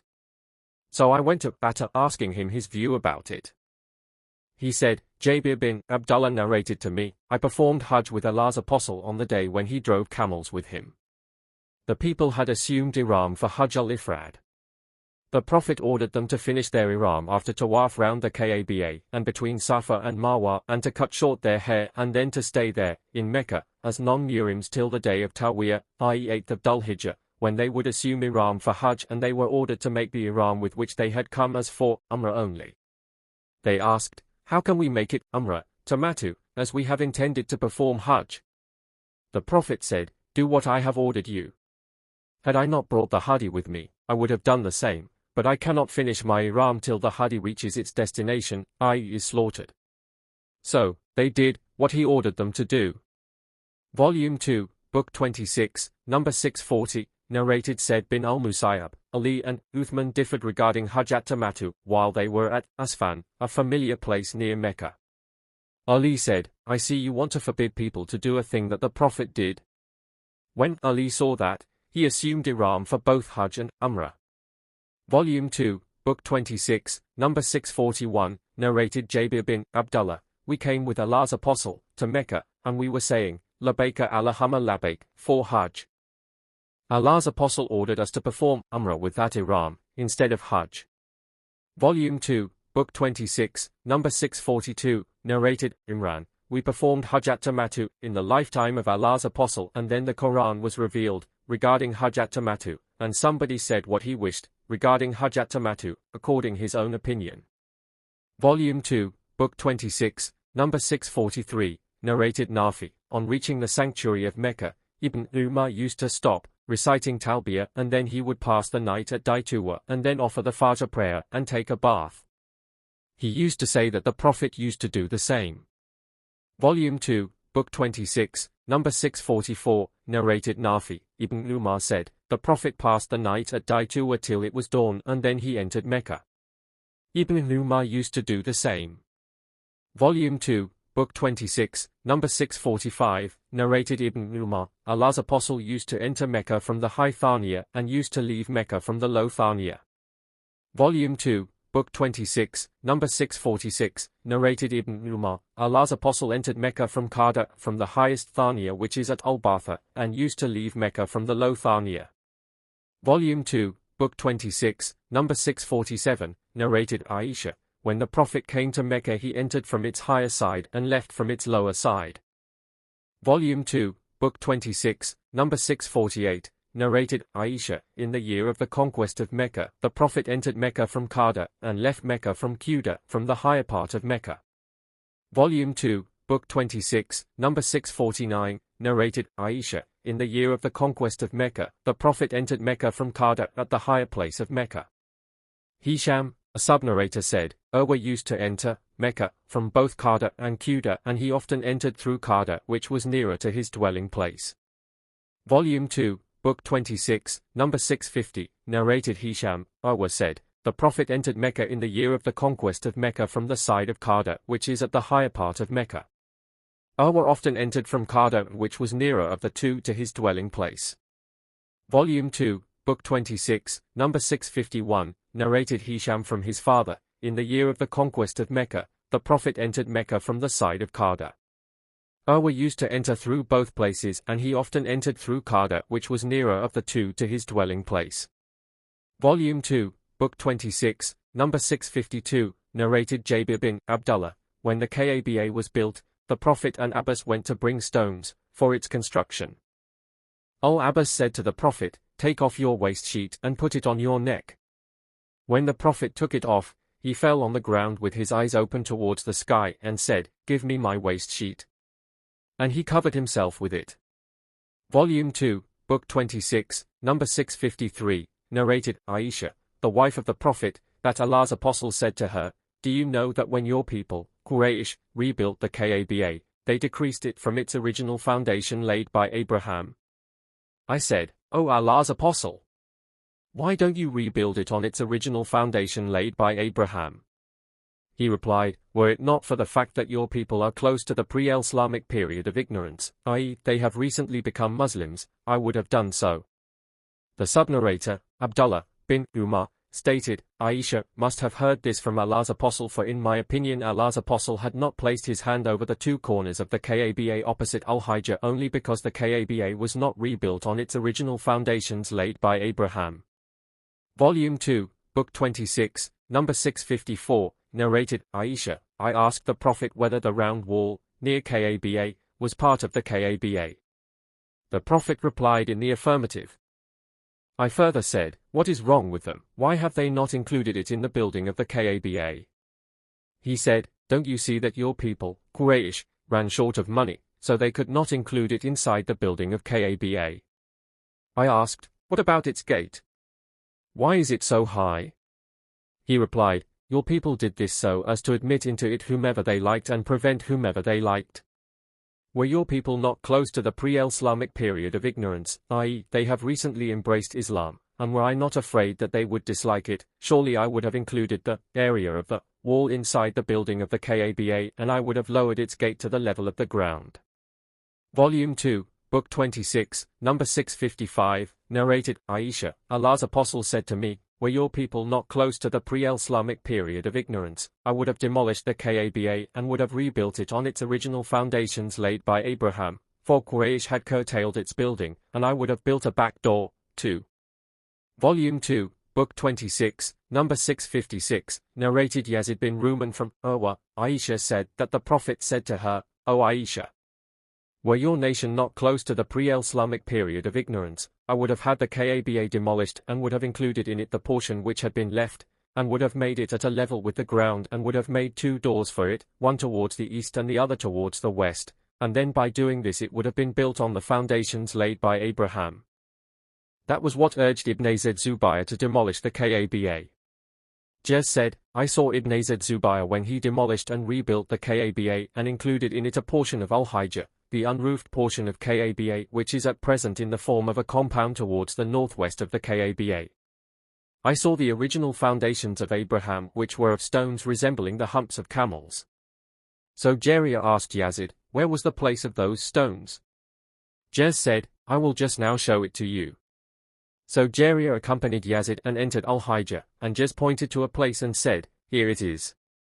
Jariyah said, "It appeared to me about 6 cubits from Al-Hijr or so." Volume 2, Book 26, number 657, narrated Ibn Abbas, on the day of the conquest of Mecca, Allah's Apostle said, "Allah has made this town a sanctuary. Its thorny bushes should not be cut, its game should not be chased, and its fallen things should not be picked up except by one who would announce it publicly." Volume 2, Book 26, number 658, narrated Usama bin Zaid. I asked, "O Allah's Apostle, where will you stay in Mecca? Will you stay in your house in Mecca?" He replied, "Has Aqil left any property or house?" Aqil along with Talib had inherited the property of Abu Talib. Jafar and Ali did not inherit anything as they were Muslims and the other 2 were non-believers. Umar bin al-Khattab used to say, "A believer cannot inherit anything from an infidel." Ibn Shihab, a sub-narrator, said, "They, Umar and others, derived the above verdict from Allah's statement, 'Verily, those who believed and emigrated and strove with their life and property in Allah's cause, and those who helped the emigrants and gave them their places to live in, these are all allies to one another.'" 872, Volume 2, Book 26, number 659, narrated Abu Hurairah, when Allah's Apostle intended to enter Mecca he said, "Our destination tomorrow, if Allah wished, will be Kaif Bani Kinana where the pagans had taken the oath of Kafr against the Prophet, i.e. to be loyal to heathenism by boycotting Bani Hashim, the Prophet's folk." See Hadith number 221 Volume 5, Volume 2, Book 26, number 660, narrated Abu Hurairah, on the day of Nahr at Mina, the Prophet said, "Tomorrow we shall stay at Kaif Bani Kinana where the pagans had taken the oath of Kafr, heathenism." He meant, by that place, Al-Muhassab where the Quraysh tribe and Bani Kinana concluded a contract against Bani Hashim and Bani Abdul Muttalib or Bani al-Muttalib that they would not intermarry with them or deal with them in business until they handed over the Prophet to them. Volume 2, Book 26, number 661, narrated Abu Hurairah, the Prophet, said, "Dasu Wakatain, literally, one with 2 lean legs, from Ethiopia will demolish the Kaaba." Volume 2, Book 26, number 662, narrated Aisha, "The people used to fast on Ashura, the 10th day of the month of Muharram, before the fasting of Ramadan was made obligatory. And on that day the Kaaba used to be covered with a cover. When Allah made the fasting of the month of Ramadan compulsory, Allah's Apostle said, 'Whoever wishes to fast on the day of Ashura may do so, and whoever wishes to leave it can do so.'" Volume 2, Book 26, number 663, narrated Abu Said al-Khudri, the Prophet said, "The people will continue performing the Hajj and Umrah to the Kaaba even after the appearance of Gog and Magog." Narrated Shubi'a Extra, "The hour, day of judgment, will not be established till the Hajj to the Kaaba is abandoned." Volume 2, Book 26, number 664, narrated Abu Wa'il, one day, I sat along with Shaiba on the chair inside the Kaaba. He, Shaiba, said, no doubt, Umar sat at this place and said, I intended not to leave any yellow, i.e. gold, or white, i.e. silver, inside the Kaaba, undistributed. I said, to Umar, but your two companions, i.e. the Prophet and Abu Bakr, did not do so. Umar said, they are the two persons whom I always follow. Volume 2, Book 26, number 665, narrated Ibn Abbas, the Prophet said, as if I were looking at him, a black person with thin legs plucking the stones of the Kaaba one after another. Volume 2, Book 26, number 666, narrated Abu Hurairah, Allah's Apostle said, Dasuwaikatain, the thin-legged man, from Ethiopia will demolish the Kaaba. Volume 2, Book 26, number 667, narrated Abis bin Rabi', Umar came near the black stone and kissed it and said, no doubt, I know that you are a stone and can neither benefit anyone nor harm anyone. Had I not seen Allah's Apostle kissing you I would not have kissed you. Volume 2, Book 26, number 668, narrated Salim that his father said, Allah's Apostle, Usama bin Zaid, Bilal, and Uthman bin Abu Talha entered the Kaaba and then closed its door. When they opened the door I was the first person to enter the Kaaba. I met Bilal and asked him, did Allah's Apostle offer a prayer inside the Kaaba? Bilal replied in the affirmative and said, the Prophet offered the prayer in between the two right pillars. Volume 2, Book 26, number 669, narrated Nafi, whenever Ibn Umar entered the Kaaba he used to walk straight keeping the door at his back on entering, and used to proceed until about 3 cubits from the wall in front of him, and then he would offer the prayer there aiming at the place where Allah's Apostle prayed, as Bilal had told him. There is no harm for any person to offer the prayer at any place inside the Kaaba. Volume 2, Book 26, number 670, narrated Ismail bin Abu Khalid, Abdullah bin Abu Awfa said, Allah's Apostle performed the Umrah. He performed Tawaf of the Kaaba and offered 2 rakat behind the Maqam, Abraham's place, and was accompanied by those who were screening him from the people. Somebody asked, Abdullah, did Allah's Apostle enter the Kaaba? Abdullah replied in the negative. Volume 2, Book 26, number 671, narrated Ibn Abbas, when Allah's Apostle came to Mecca, he refused to enter the Kaaba with idols in it. He ordered the idols to be taken out. So they were taken out. The people took out the pictures of Abraham and Ishmael holding as lambs in their hands. Allah's Apostle said, may Allah curse these people. By Allah, both Abraham and Ishmael never did the game of chance with as lambs. Then he entered the Kaaba and said takbir at its corners but did not offer the prayer in it. Volume 2, Book 26, number 672, narrated Ibn Abbas, when Allah's Apostle and his companions came to Mecca, the pagans circulated the news that a group of people were coming to them and they had been weakened by the fever of Yathrib, Medina. So the Prophet ordered his companions to do Ramal in the first 3 rounds of Tawaf of the Kaaba and to walk between the 2 corners, the Black Stone and Yemenite corner. The Prophet did not order them to do Ramal in all the rounds of Tawaf out of pity for them. Volume 2, Book 26, number 673, narrated Salim that his father said, I saw Allah's Apostle arriving at Mecca, he kissed the black stone corner first while doing Tawaf and did Ramal in the first 3 rounds of the 7 rounds of Tawaf. Volume 2, Book 26, number 674, narrated Abdullah bin Umar, the Prophet did Ramal in first 3 rounds of Tawaf and walked in the remaining 4, in Hajj and Umrah. Volume 2, Book 26, number 675, narrated Zayd bin Aslam from his father who said, Umar bin al-Khattab addressed the corner, black stone, saying, by Allah, I know that you are a stone and can neither benefit nor harm. Had I not seen the Prophet touching and kissing you, I would never have touched and kissed you. Then he kissed it and said, there is no reason for us to do Ramal in Tawaf, except that we wanted to show off before the pagans, and now Allah has destroyed them. Umar added, nevertheless, the Prophet did that and we do not want to leave it, i.e. Ramal. Volume 2, Book 26, number 676, narrated Nafi, Ibn Umar said, I have never missed the touching of these 2 stones of Kaaba, the black stone and the Yemenite corner, both in the presence and the absence of crowds, since I saw the Prophet touching them. I asked Nafi, did Ibn Umar used to walk between the two corners?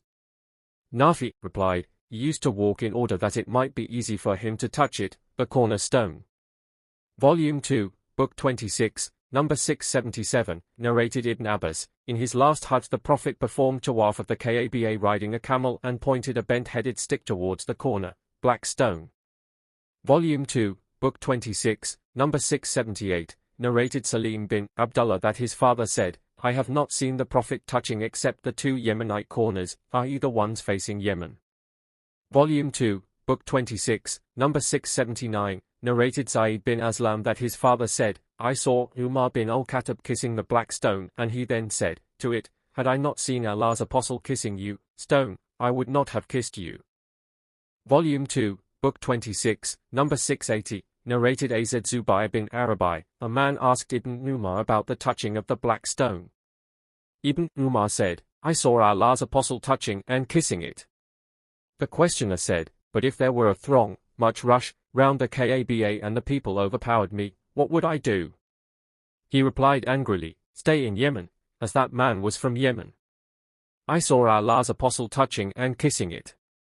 Volume 2, Book 26, number 681, narrated Ibn Abbas, the Prophet performed tawaf of the Kaaba while riding a camel, and whenever he came in front of the corner, he pointed towards it, with something.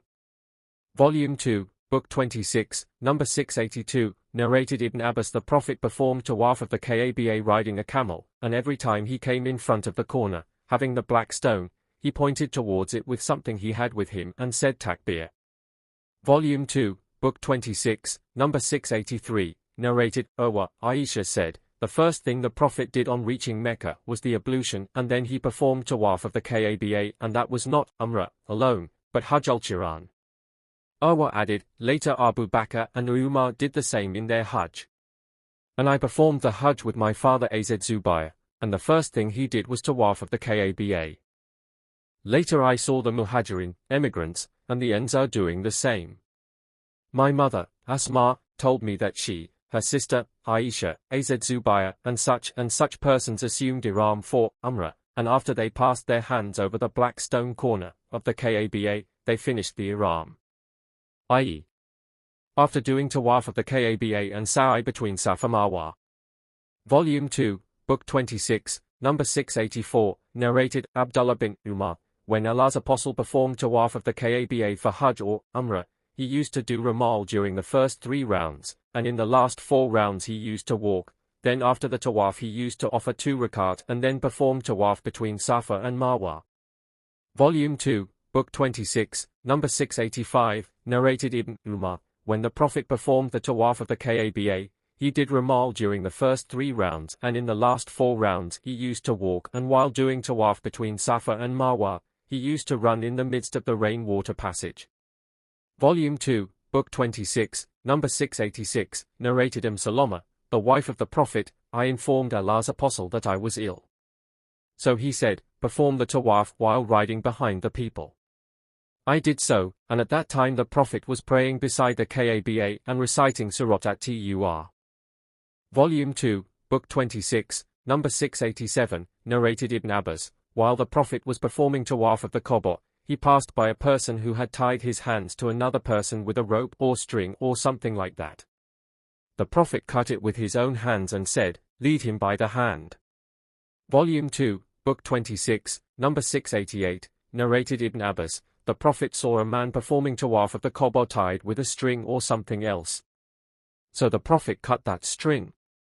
Volume 2, Book 26, number 689, narrated Abu Hurairah, in the year prior to the last Hajj of the Prophet when Allah's apostle made Abu Bakr the leader of the pilgrims, the latter, Abu Bakr, sent me in the company of a group of people to make a public announcement, no pagan is allowed to perform Hajj after this year, and no naked person is allowed to perform tawaf of the Kaaba. See Hadith number 365 Volume 1, Volume 2, Book 26, number 690, narrated Amr, we asked Ibn Umar, may a man have sexual relations with his wife during the Umrah before performing tawaf between Safa and Marwa? He said, Allah's apostle arrived in Mecca and circumambulated the Kaaba 7 times, then offered 2 rakat behind Maqam Ibrahim, the station of Abraham, then performed tawaf between Safa and Marwa. Ibn Umar added, Verily, in Allah's Apostle you have a good example. And I asked Jabir bin Abdullah the same question, and he replied, You should not go near your wives, have sexual relations, till you have finished tawaf between Safa and Marwa. Volume 2, Book 26, number 691, narrated Ibn Abbas, the Prophet arrived at Mecca and performed tawaf of the Kaaba and sa'i between Safa and Marwa, but he did not go near the Kaaba after his tawaf till he returned from Arafat. Volume 2, Book 26, number 692, narrated Salama, the wife of the Prophet, I informed Allah's Apostle about my illness. Through other sub-narrators, Salama narrated that when Allah's Apostle was at Mecca and had just decided to leave Mecca, while she had not yet done tawaf of the Kaaba, and after listening to her, the Prophet said, When the morning prayer is established, perform the tawaf on your camel while the people are in prayer. So she did the same and did not offer the 2 rakat of tawaf until she came out of the mosque. Volume 2, Book 26, number 693, narrated Ibn Umar, the Prophet reached Mecca, circumambulated the Kaaba 7 times and then offered a 2 rakat prayer behind Maqam Ibrahim. Then he went towards the Safa. Allah has said, Verily, in Allah's Apostle you have a good example. Volume 2, Book 26, number 694, narrated Urwa from Aisha, some people performed tawaf of the Kaaba after the morning prayer and then sat to listen to a preacher till sunrise, and then they stood up for the prayer. Then Aisha commented, Those people kept on sitting till it was the time in which the prayer is disliked, and after that they stood up for the prayer. Volume 2, Book 26, number 695, narrated Abdullah, heard the Prophet forbidding the offering of prayers at the time of sunrise and sunset. Volume 2, Book 26, number 696, narrated Abida bin Humayd, Abdul Aziz bin Rufai said, I saw Abdullah bin Az Zubayr performing tawaf of the Kaaba after the morning prayer, then offering the 2 rakat prayer. Abdul Aziz added, I saw Abdullah bin Az Zubayr offering a 2 rakat prayer after the Asr prayer. He informed me that Aisha told him that the Prophet used to offer those 2 rakat whenever he entered her house. Volume 2, Book 26, number 697, narrated Ibn Abbas, Allah's Apostle performed tawaf of the Kaaba, ending a camel. At that time the Prophet had foot injury. Whenever he came to the corner, having the black stone, he would point out towards it with a thing in his hand and say, Allahu Akbar. Volume 2, Book 26, number 698, narrated Salama, I informed Allah's Apostle that I was sick. He said, Perform tawaf of the Kaaba while riding behind the people. So, I performed the tawaf while Allah's Apostle was offering the prayer beside the Kaaba and was reciting Surat At-Tiyuah, Volume 2, Book 26, number 699, narrated Ibn Umar, Al-Abbas bin Abdul Muttalib asked the permission of Allah's Apostle to let him stay in Mecca during the nights of Mina in order to provide the pilgrims with water to drink, so the Prophet permitted him. Volume 2, Book 26, number 700, narrated Ibn Abbas, Allah's Apostle came to the drinking place and asked for water. Al-Abbas said, O Fadl, go to your mother and bring water from her for Allah's Apostle. Allah's Apostle said, Give me water to drink. Al-Abbas said, O Allah's Apostle. The people put their hands in it. Allah's Apostle again said, Give me water to drink. So, he drank from that water and then went to the Zamzam well, and there the people were offering water to the others and working at it, drawing water from the well. The Prophet then said to them, Carry on. You are doing a good deed. Then he said, Were I not afraid that other people would compete with you in drawing water from Zamzam, I would certainly take the rope and put it over this, i.e. his shoulder, to draw water. On saying that, the Prophet pointed to his shoulder. Volume 2, Book 26, number 701, narrated Ibn Abbas, I gave Zamzam water to Allah's Apostle and he drank it while standing. Aisha, a sub-narrator, said that Ikrimah took the oath that on that day the Prophet had not been standing but riding a camel. Volume 2, Book 26, number 702, narrated Aisha, we set out with Allah's Apostle in the year of his last Hajj and we mended the Ihram for Umrah. Then the Prophet said, Whoever has a Hadi with him should assume Ihram for both Hajj and Umrah, and should not finish it till he performs both of them, Hajj and Umrah. When we reached Mecca, I had my menses. When we had performed our Hajj, The Prophet sent me with Abdurrahman to Tanim and I performed the Umrah. The Prophet said, this is in lieu of your missed Umrah. Those who had assumed Ihram for Umrah performed Tawaf between Safa and Marwa, and then finished their Ihram. And then they performed another Tawaf between Safa and Marwa after returning from Mina. And those who had assumed Ihram for Hajj and Umrah to get her Hajj Qiran performed only one Tawaf between Safa and Marwa.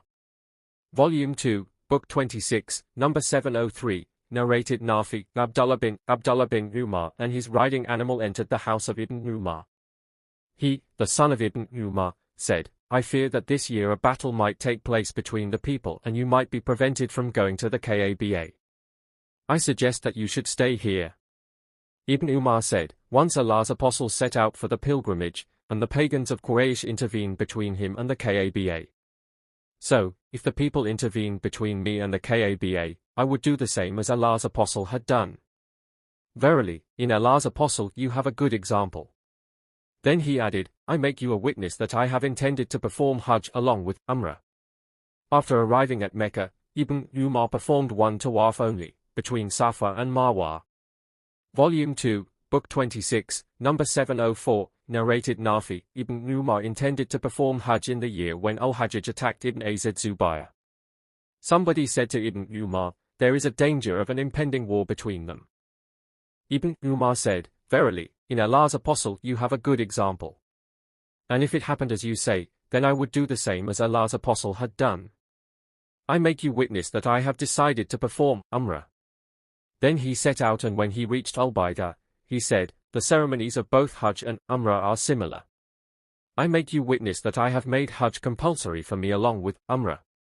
He drove to Mecca, a hadi which he had bought from a place called Qudayd and did not do more than that. He did not slaughter the hadi or finish his ihram, or shave or cut short his hair till the day of slaughtering the sacrifices, 10th Dhul-Hijjah. Then he slaughtered his hadi and shaved his head and considered the first tawaf of Safa and Marwa as sufficient for Hajj and Umrah. Ibn Umar said, Allah's apostle did the same. Volume 2, Book 26, number 705, narrated Muhammad bin Abdurrahman bin Nawfal al-Qurashi. I asked Urwa bin Az-Zubayr regarding the Hajj of the Prophet. Urwa replied, Aisha narrated, when the Prophet reached Mecca, the first thing he started with was the ablution, then he performed Tawaf of the Kaaba and his intention was not Umrah alone, but Hajj and Umrah together. Later Abu Bakr I performed the Hajj and the first thing he started with was Tawaf of the Kaaba and it was not Umrah alone, but Hajj and Umrah together. And then Umar did the same. Then Uthman performed the Hajj and the first thing he started with was Tawaf of the Kaaba and it was not Umrah alone. And then Muawiyah and Abdullah bin Umar did the same. I performed Hajj with Ibn Az-Zubayr and the first thing he started with was Tawaf of the Kaaba and it was not Umrah alone, but Hajj and Umrah together. Then I saw the Muhajirin, emigrants, and Ansar doing the same and it was not Umrah alone. And the last person I saw doing the same was Ibn Umar, and he did not do another Umrah after finishing the first. Now here is Ibn Umar present amongst the people. They neither ask him nor anyone of the previous ones. And all these people, on entering Mecca, would not start with anything unless they had performed Tawaf of the Kaaba, and would not finish their Ihram. And no doubt, I saw my mother and my aunt, on entering Mecca doing nothing before performing Tawaf of the Kaaba, and they would not finish their Ihram. And my mother informed me that she, her sister, Az-Zubayr, and such persons had assumed Ihram for Umrah, and after passing their hands over the corner, the black stone, i.e., finishing their Umrah, they finished their Ihram. Volume 2, Book 26, number 706, narrated Urwa. I asked Aisha, how do you interpret the statement of Allah, verily? The mountains, as Safa and Al-Marwa are among the symbols of Allah, and whoever performs the Hajj to the Kaaba or performs Umrah, it is not harmful for him to perform Tawaf between them, Safa and Marwa. 2, 158. By Allah. It is evident from this revelation, there is no harm if one does not perform Tawaf between Safa and Marwa. Aisha said, Oh, my nephew! Your interpretation is not true. Had this interpretation of yours been correct, the statement of Allah should have been, it is not harmful for him if he does not perform Tawaf between them. But in fact, this divine inspiration was revealed concerning the Ansar who used to assume Iram for worshipping an idol called Manat, which they used to worship at a place called Al-Mashallal before they embraced Islam, and whoever assumed Iram for the idol would consider it not right to perform tawaf between Safa and Marwa. When they embraced Islam, they asked Allah's Apostle, P.B.U.H., regarding it, saying, "O Allah's Apostle, we used to refrain from tawaf between Safa and Marwa." So Allah revealed, "Verily, the mountains, as Safa and Al-Marwa are among the symbols of Allah." Aisha added, "Surely, Allah's Apostle set the tradition of tawaf between Safa and Marwa, so nobody is allowed to omit the tawaf between them." Later on Urwa told Abu Bakr bin Abdurrahman of Aisha's narration, and he said, "I have not heard of such information, but I heard learned men saying that all the people, except those whom Aisha mentioned and who used to assume Iram for the sake of Manat, used to perform tawaf between Safa and Marwa." When Allah referred to the tawaf of the Kaaba and did not mention Safa and Marwa in the Quran, the people asked, "O Allah's Apostle, we used to perform tawaf between Safa and Marwa, and Allah has revealed the verses concerning tawaf of the Kaaba and has not mentioned Safa and Marwa. Is there any harm if we perform tawaf between Safa and Marwa?" So Allah revealed, "Verily, as Safa and Al-Marwa are among the symbols of Allah." Abu Bakr said, "It seems that this verse was revealed concerning the two groups, those who used to refrain from tawaf between Safa and Marwa in the pre-Islamic period of ignorance, and those who used to perform the tawaf then, and after embracing Islam they refrained from the tawaf between them, as Allah had enjoined tawaf of the Kaaba and did not mention tawaf of Safa and Marwa till later after mentioning the tawaf of the Kaaba." Volume 2, Book 26, number 707, narrated Nafi ibn Umar said, "When Allah's Apostle performed the first tawaf, he did ramal in the first 3 rounds and then walked in the remaining 4 rounds of tawaf of the Kaaba, whereas in performing tawaf between Safa and Marwa he used to run in the midst of the rainwater passage." I asked Nafi, "Did Abdullah bin Umar used to walk steadily on reaching the Yemenite corner?" He replied, "No, unless people were crowded at the corner, otherwise he would not leave it without touching it."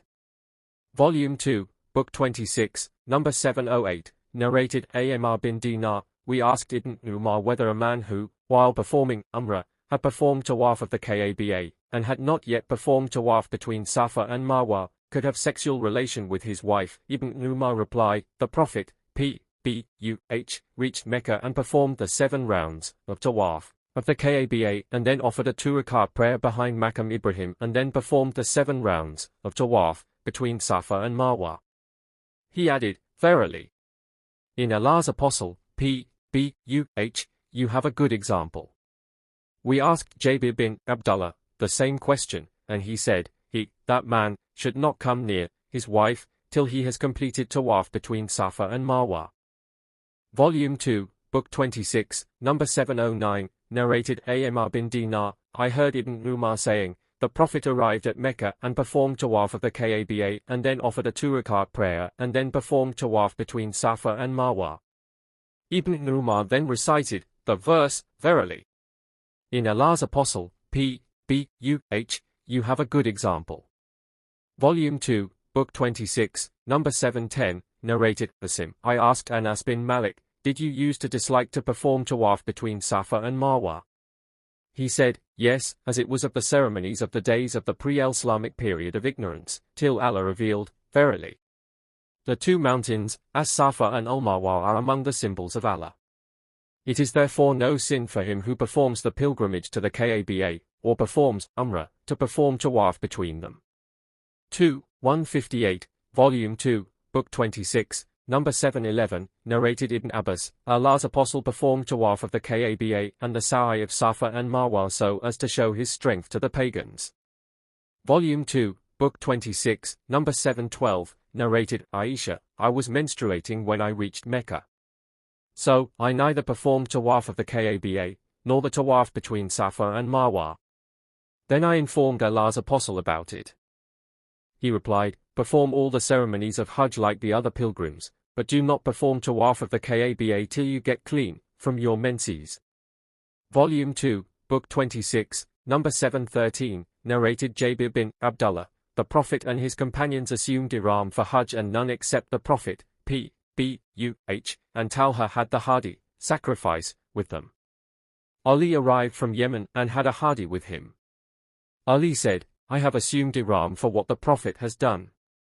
The Prophet ordered his companions to perform the Umrah with the ihram which they had assumed, and after finishing Tawaf, of Kaba, Safa and Marwa, to cut short their hair, and to finish their ihram except those who had hadi with them. They, the people, said, how can we proceed to Mina, for Hajj, after having sexual relations with our wives? When that news reached the Prophet he said, if I had formerly known what I came to know lately, I would not have brought the hadi with me. Had there been no hadi with me, I would have finished the state of ihram. Aisha got her menses, so she performed all the ceremonies of Hajj except Tawaf of the Kaba, and when she got clean from her menses, she performed Tawaf of the Kaba. She said, O Allah's Apostle, all of you are returning with the Hajj and Umrah, but I am returning after performing Hajj only. So the Prophet ordered Abdurrahman bin Abu Bakr to accompany her to Tanim, and thus she performed the Umrah after the Hajj. Volume 2, Book 26, number 714, narrated Hafsa, on Id, we used to forbid our virgins to go out, for Id prayer. A lady came and stayed at the palace of Bani Khalaf. She mentioned that her sister was married to one of the companions of Allah's Apostle who participated in 12 ghazawats along with Allah's Apostle, and her sister was with him in 6 of them. She said, we used to dress the wounded and look after the patients. She, her sister, asked Allah's Apostle, is there any harm for a woman to stay at home if she doesn't have a veil? He said, she should cover herself with the veil of her companion and she should take part in the good deeds and in the religious gatherings of the believers. When Atiyah came, I asked her, did you hear anything about that? Atiyah said, by Abi, and she never mentioned the name of Allah's Apostle without saying, by Abi, i.e. let my father be sacrificed for you. We asked her, have you heard Allah's Apostle saying so and so, about women? She replied in the affirmative and said, let my father be sacrificed for him. He told us that unmarried mature virgins who stay often screened, or unmarried young virgins and mature girls who stay often screened, should come out and take part in the good deeds and in the religious gatherings of the believers. But the menstruating women should keep away from the musalla, praying place. I asked her, the menstruating women? She replied, don't they present themselves at Arafat and at such places? Volume 2, Book 26, number 715, narrated Abdul Aziz bin Rufai, I asked Anas bin Malik, tell me what you remember from Allah's Apostle, regarding these questions. Where did he offer the Zuhr and Asr prayers on the day of Tarwiyah, 8th day of Dhul-Hijjah? He replied, he offered these prayers at Mina. I asked, where did he offer the Asr prayer on the day of Nafar, i.e. departure from Mina on the 12th or 13th of Dhul-Hijjah? He replied, at Al-Abtar, and then added, you should do as your chiefs do. Volume 2, Book 26, number 716, narrated Abdul Aziz, I went out to Mina on the day of Tarwiyah and met Anas going on a donkey. I asked him, where did the Prophet offer the Zuhr prayer on this day? Anas replied, see where your chiefs pray and pray similarly. Volume 2, Book 26, number 717, narrated Abdullah bin Umar, Allah's Apostle offered a 2-rakat prayer at Mina. Abu Bakr, Umar and Uthman, during the early years of his caliphate, followed the same practice. Volume 2, Book 26, number 718, narrated Horata bin Wahab al-Khuzai, the Prophet led us in a 2-rakat prayer at Mina, although our number was more than ever and we were in better security than ever. Volume 2, Book 26, number 719, narrated Abdullah bin Masud, I offered only a 2-rakat prayer with the Prophet at Mina, and similarly with Abu Bakr and with Umar, and then you'd offered in opinions. Wish that I would be lucky enough to have 2 of the 4 rakat accepted, by Allah. Volume 2, Book 26, number 720, narrated al-Fadl, the people doubted whether the Prophet was observing the fast on the day of Arafat, so I sent something for him to drink and he drank it. Volume 2, Book 26, number 721, narrated Muhammad bin Abu Bakr al-Thaqafi, I asked Anas bin Malik while we were proceeding from Mina to Arafat, what do you use to do on this day when you were with Allah's Apostle?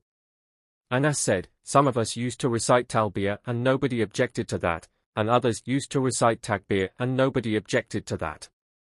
Volume 2, Book 26, number 722, narrated Salim, Abdul Malik wrote to Al-Hajjaj that he should not differ from Ibn Umar during Hajj.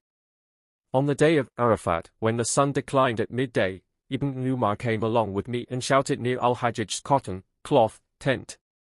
Al-Hajjaj came out, wrapping himself with a waist sheet dyed with safflower, and said, "O Abu Abdurrahman, what is the matter?" He said, "If you want to follow the Sunnah, the tradition of the Prophet, P.B.U.H., then proceed to Arafat." Al-Hajjaj asked, "At this very hour?" Ibn Umar said, "Yes." He replied, "Please wait for me till I pour some water over my head, i.e. take a bath, and come out." Then Ibn Umar dismounted and waited till Al-Hajjaj came out. So, he, Al-Hajjaj, walked in between me and my father, Ibn Umar. I said to him, "If you want to follow the Sunnah, then deliver a brief sermon and hurry up for the stay at Arafat." He started looking at Abdullah, Ibn Umar, inquiringly, and when Abdullah noticed that, he said that he had told the truth. Volume 2, Book 26, number 723, narrated Al-Fadl bint Al-Harith, on the day of Arafat, some people who were with me differed about the fasting of the Prophet, P.B.U.H. Some said that he was fasting while others said that he was not fasting. So I sent a bowl full of milk to him while he was riding his camel, and he drank that milk. Volume 2, Book 26, number 724, narrated Salim bin Abdullah bin Umar. Abdul Malik bin Marwan wrote to Al-Hajjaj that he should follow Abdullah bin Umar in all the ceremonies of Hajj. So when it was the day of Arafat, 9th of Dhul-Hijjah, and after the sun has deviated or has declined from the middle of the sky, and Ibn Umar came and he shouted near the cotton, cloth, tent of Al-Hajjaj, "Where is he?" Al-Hajjaj came out. Ibn Umar said, "Let us proceed to Arafat." Al-Hajjaj asked, "Just now?" Ibn Umar replied, "Yes." Al-Hajjaj said, "Wait for me till I pour water on me, i.e. take a bath." So, Ibn Umar dismounted, and waited, till Al-Hajjaj came out. He was walking between me and my father. I informed Al-Hajjaj, "If you want to follow the Sunnah today, then you should shorten the sermon and then hurry up for the stay at Arafat." Ibn Umar said, "He, Salim, has spoken the truth." Volume 2, Book 26, number 725, narrated Muhammad bin Jubair bin Mut'im. My father said, "Before Islam, I was looking for my camel." The same narration is told by a different sub-narrator. Jubair bin Mut'im said, "My camel was lost and I went out in search of it on the day of Arafat, and I saw the Prophet standing in Arafat. I said to myself, by Allah, he is from the Hums," literally, strictly religious. Quraysh were called so, as they used to say, "We are the people of Allah, we shall not go out of the sanctuary. What has brought him here?"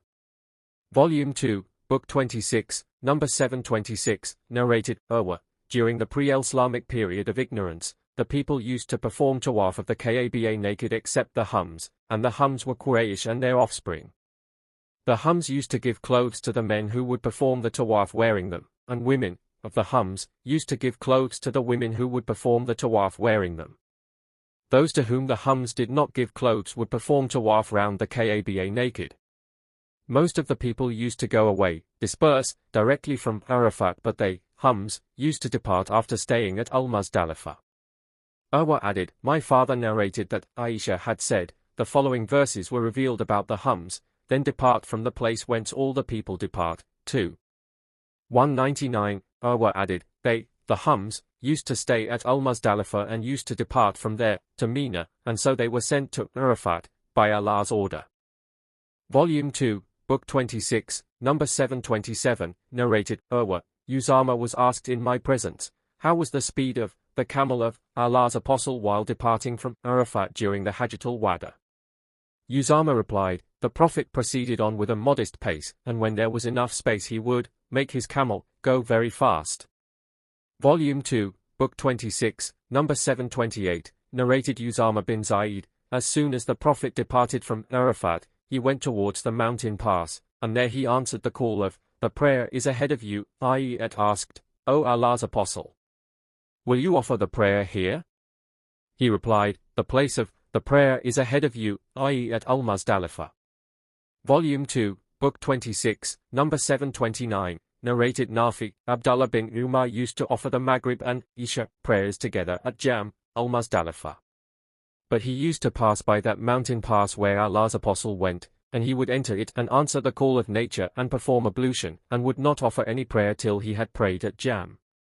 Volume 2, Book 26, number 730, narrated Usama bin Zaid rode behind Allah's apostle from Arafat, and when Allah's apostle reached the mountain pass on the left side which is before al-Muzdalifah, he made his camel kneel and then urinated, and then I poured water for his ablution. He performed light ablution, and then I said to him, "Is it the time for the prayer, O Allah's apostle?" He replied, "The place of prayer is ahead of you, i.e. at al-Muzdalifah."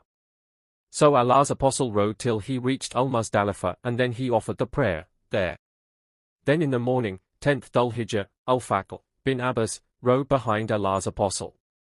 Quraib, a sub-narrator, said that Abdullah bin Abbas narrated from Al-Fadl, Allah's apostle, P.B.U.H., kept on reciting Talbiyah during the journey, till he reached the Jamra.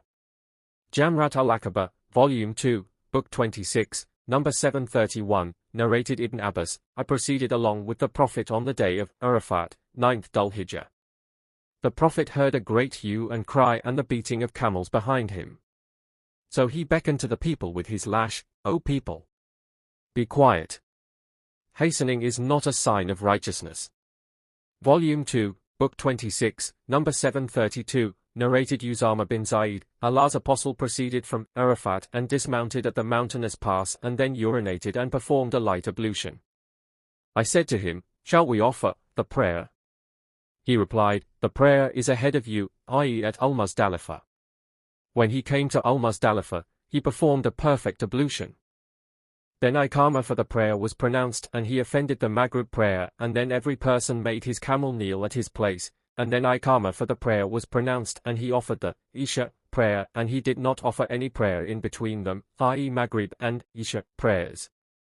Volume 2, Book 26, number 733, narrated Ibn Umar, the Prophet offered the Maghrib and Isha prayers together at Jam, i.e. al-Muzdalifah, with a separate Iqamah for each of them, and did not offer any optional prayer in between them or after each of them. Volume 2, Book 26, number 734, narrated Abu Ayyub al-Ansari, Allah's apostle offered the Maghrib and Isha prayers together at al-Muzdalifah. Volume 2, Book 26, number 735, narrated Abdurrahman bin Yazid, Abdullah, performed the Hajj, and we reached al-Muzdalifah at or about the time of the Isha prayer. He ordered a man to pronounce the Adhan and Iqamah, and then he offered the Maghrib prayer and offered 2 rakat after it. Then he asked for his supper and took it, and then, I think, he ordered a man to pronounce the Adhan and Iqamah for the Isha prayer. Amr, a sub-narrator, said, the intervening statement, I think, was said by the sub-narrator Zuhair, not by Abdurrahman. Then Abdullah offered 2 rakat of Isha prayer. When the day dawned, Abdullah said, the Prophet never offered any prayer at this hour except this prayer at this time and at this place and on this day. Abdullah added, these 2 prayers are shifted from their actual times. The Maghrib prayer is offered when the people reached al-Muzdalifah, and the Fajr, morning, prayer at the early dawn. Abdullah added, I saw the Prophet doing that.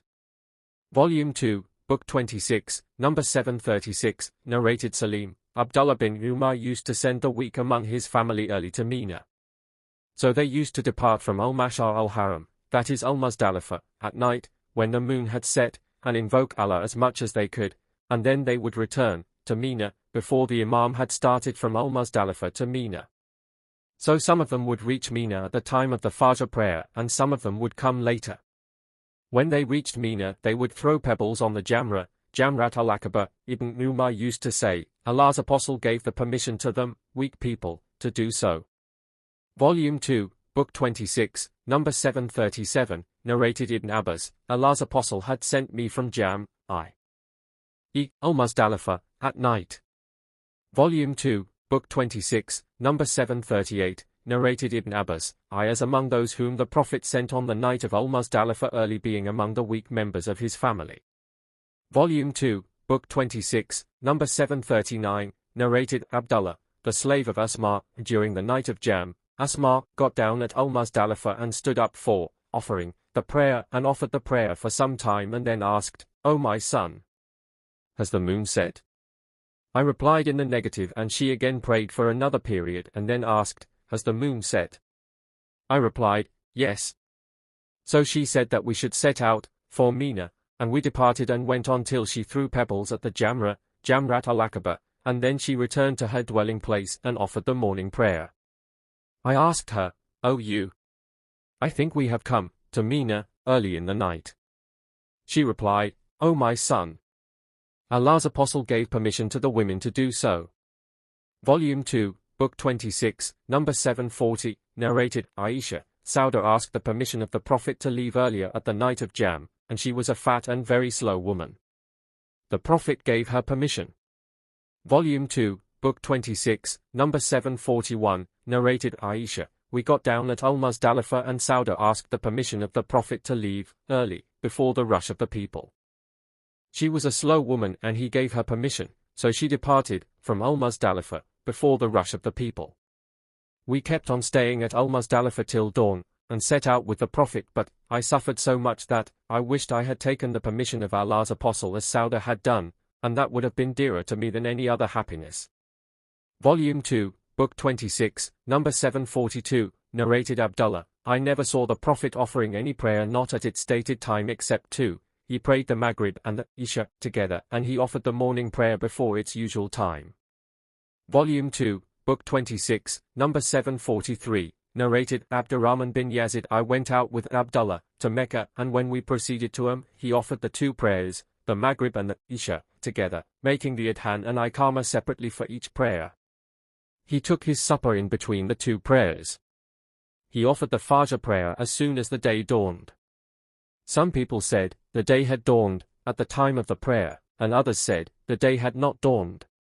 Abdullah then said, Allah's Apostle said, these two prayers have been shifted from their stated times at this place only, at Al-Muzdalifah, first, the Maghrib and the Isha. So the people should not arrive at Al-Muzdalifah till the time of the Isha prayer has become due. The second prayer is the morning prayer which is offered at this hour. Then Abdullah stayed there till it became a bit brighter. He then said, if the chief of the believers hastened onwards to Mina just now, then he had indeed followed the Sunnah. I do not know which preceded the other, his, Abdullah's, statement or the departure of Uthman. Abdullah was reciting Talbiyah till he threw pebbles at the Jamrat al-Aqaba on the day of slaughtering, that is the 10th of Dhul-Hijjah. Volume 2, Book 26, number 744, narrated Amr bin Maimun, I saw Umar offering the Fajr, morning, prayer at Jam, then he got up and said, the pagans did not use to depart from Jam till the sun had risen, and they used to say, let the sun shine on Thabir, a mountain. But the Prophet contradicted them and departed from Jam before sunrise. Volume 2, Book 26, number 745, narrated Ibn Abbas, the Prophet made Al-Fadl ride behind him, and Al-Fadl informed that he, the Prophet, kept on reciting Talbiyah till he did the Rummi of the Jamrat al-Aqaba. Volume 2, Book 26, number 746, narrated Ubaydullah bin Abdullah, Ibn Abbas said, Usama bin Zaid rode behind the Prophet from Arafat to Al-Muzdalifah, and then from Al-Muzdalifah to Mina, Al-Fadl rode behind him. He added, both of them, Usama and Al-Fadl, said, the Prophet was constantly reciting Talbiyah till he did Rummi of the Jamrat al-Aqaba. Volume 2, Book 26, number 747, narrated Abu Jamra, I asked Ibn Abbas about Hajjat Tamattu. He ordered me to perform it. I asked him about the Hadi, sacrifice. He said, you have to slaughter a camel, a cow, or a sheep, or you may share the Hadi with the others. It seemed that some people disliked it, Hajjat Tamattu. I slept and dreamt as if a person was announcing, Hajj Mabrur and accepted Muta, Hajjat Tamattu. I went to Ibn Abbas and narrated it to him. He said, Allah is greater. That was the tradition of Abu al-Qasim, i.e. Prophet. Narrated Shubiyyah that the call in the dream was an accepted Umrah and Hajj Mabrur. Volume 2, Book 26, number 748, narrated Abu Hurairah, Allah's Apostle, P.B.U.H., saw a man driving his badana, sacrificial camel. He said, ride on it. The man said, it is a badana. The Prophet said, ride on it. He, the man, said, it is a badana. The Prophet said, "Ride on it." And on the second or the third time he, the Prophet, added, "Woe to you." Volume 2, Book 26, number 749, narrated Anas, the Prophet saw a man driving a badana. He said, "Ride on it." The man replied, "It is a badana." The Prophet said, again, "Ride on it." He, the man, said, "It is a badana." The Prophet said thrice, "Ride on it." Volume 2, Book 26, number 750, narrated Ibn Umar, during the last Hajj, Hajj al-Wada, of Allah's Apostle he performed Umrah and Hajj. He drove a Hadi along with him from Dhul Hulaifa. Allah's Apostle started by assuming Ihram for Umrah and Hajj. And the people, too, performed the Umrah and Hajj along with the Prophet. Some of them brought the Hadi and drove it along with them, while the others did not. So, when the Prophet arrived at Mecca, he said to the people, "Whoever among you has driven the Hadi, should not finish his Ihram till he completes his Hajj. And whoever among you has not driven the Hadi with him, should perform Tawaf of the Kaaba and the Tawaf between Safa and Marwa, then cut short his hair and finish his Ihram, and should later assume Ihram for Hajj, but he must offer a Hadi, sacrifice, and if anyone cannot afford a Hadi, he should fast for 3 days during the Hajj and 7 days when he returns home." The Prophet performed Tawaf of the Kaaba on his arrival at Mecca. He touched the black stone corner first of all and then did Ramal, fast walking with moving of the shoulders, during the first 3 rounds round the Kaaba, and during the last 4 rounds he walked. After finishing Tawaf of the Kaaba, he offered a 2-rakat prayer at Maqam Ibrahim, and after finishing the prayer he went to Safa and Marwa and performed 7 rounds of Tawaf between them and did not do any deed forbidden because of Ihram, till he finished all the ceremonies of his Hajj and sacrificed his Hadi on the day of Nahr, 10th day of Dhul Hijjah. He then hastened onwards to Mecca and performed Tawaf of the Kaaba, and then everything that was forbidden because of Ihram became permissible. Those who took and drove the Hadi with them did the same as Allah's Apostle did. Volume 2, Book 26, number 751, narrated Nafi, Abdullah bin Umar said to his father, "Stay here, for I am afraid that affliction between Ibn Zubayr and Al-Hajjaj, might prevent you from reaching the Kaaba." Ibn Umar said, "In this case, I would do the same as Allah's Apostle did, and Allah has said, verily, in Allah's Apostle, you have a good example to follow. So, I make you, people, witness that I have made Umrah compulsory for me." So he assumed Ihram for Umrah. Then he went out, and when he reached Al-Baidah, he assumed Ihram for Hajj and Umrah together, and said, "The conditions, requisites, of Hajj and Umrah are the same." He then brought a Hadi from Qudayd. Then he arrived at Mecca and performed Tawaf between Safa and Marwa, once for both Hajj and Umrah, and did not finish the Ihram till he had finished both Hajj and Umrah. Volume 2, Book 26, number 752, narrated Al-Miswar bin Makrama and Marwan, the Prophet set out from Medina with over 1,000 of his companions, at the time of the Treaty of Hudaybiyah, and when they reached Dhul Hulaifa, the Prophet garlanded his Hadi and marked it and assumed Ihram for Umrah. Volume 2, Book 26, number 753, narrated Aisha, "I twisted with my own hands the garlands for the button of the Prophet who garlanded and marked them, and then made them proceed to Mecca, yet no permissible thing was regarded as illegal for him then." Volume 2, Book 26, number 754, narrated Hafsa, "I said, O Allah's Apostle, what is wrong with the people? They have finished their Ihram, but you have not." He said, "I matted my hair and I have garlanded my Hadi, so I will not finish my Ihram till I finish my Hajj." Volume 2, Book 26, number 755, narrated Aisha, "Allah's Apostle used to send the Hadi from Medina, and I used to twist the garlands for his Hadi, and he did not keep away from any of these things which a Murim keeps away from." Volume 2, Book 26, number 756, narrated Aisha, "I twisted the garlands for the Hadis of the Prophet, and then he marked and garlanded them, or I garlanded them, and then made them proceed to the Kaaba, but he remained in Medina, and no permissible thing was regarded as illegal for him then." Volume 2, Book 26, number 757, narrated Abdullah bin Abu Bakr bin Amr bin Hazm that Amra bint Abdurrahman had told him, Sa'id bin Abu Sufyan wrote to Aisha that Abdullah bin Abbas had stated, "Whoever sends his Hadi to the Kaaba, all the things which are illegal for a pilgrim, become illegal for that person till he slaughters it, i.e. till the 10th of Dhul-Hijjah. Amra added, Aisha said, it is not like what Ibn Abbas had said, I twisted the garlands of the hadiths of Allah's Apostle with my own hands. Then Allah's Apostle put them round their necks with his own hands, sending them with my father, yet nothing permitted by Allah was considered illegal for Allah's Apostle till he slaughtered the hadiths. Volume 2, Book 26, number 758, narrated Aisha, once the Prophet sent sheep as hadi. Volume 2, Book 26, number 759, narrated Aisha, I used to make the garlands for the hadiths of the Prophet and he would garland the sheep with them, and would stay with his family as a non-muhrim. Volume 2, Book 26, number 760, narrated Aisha, I used to twist the garlands for the sheep of the Prophet and he would send them to the Kaaba and stay as a non-muhrim. Volume 2, Book 26, number 761, narrated Aisha, I twisted the garlands for the hadiths of the Prophet before he assumed ihram. Volume 2, Book 26, number 762, narrated Aisha, I twisted the garlands of the hadiths from the wool which was with me. Volume 2, Book 26, number 763, narrated Ikrimah, Abu Hurairah said, the Prophet saw a man driving a badana, sacrificial camel. The Prophet, P.B.U.H., said to him, ride on it. He replied, it is a badana. The Prophet again said, ride on it.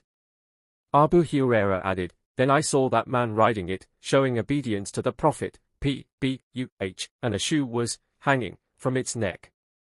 Volume 2, Book 26, number 764, narrated Abu Hurairah, from the Prophet, as above. Volume 2, Book 26, number 765, narrated Ali, Allah's Apostle ordered me to give in charity the skin and the coverings of the button which I had slaughtered. Volume 2, Book 26, number 766, narrated Nafi, Ibn Umar intended to perform Hajj in the year of the Hajj of Al-Harariyah during the rule of Ibn Az-Zubayr. Some people said to him, it is very likely that there will be a fight among the people, and we are afraid that they might prevent you from performing Hajj. He replied, verily, in Allah's Apostle there is a good example for you to follow. In this case I would do the same as he had done. I make you witness that I have intended to perform Umrah. When he reached Al-Baidah, he said, the conditions for both Hajj and Umrah are the same. I make you witness that I have intended to perform Hajj along with Umrah. After that he took a garlanded hadi to Mecca, which he bought on the way. When he reached Mecca, he performed tawaf of the Kaaba and of Safa and Marwa, and did not do more than that.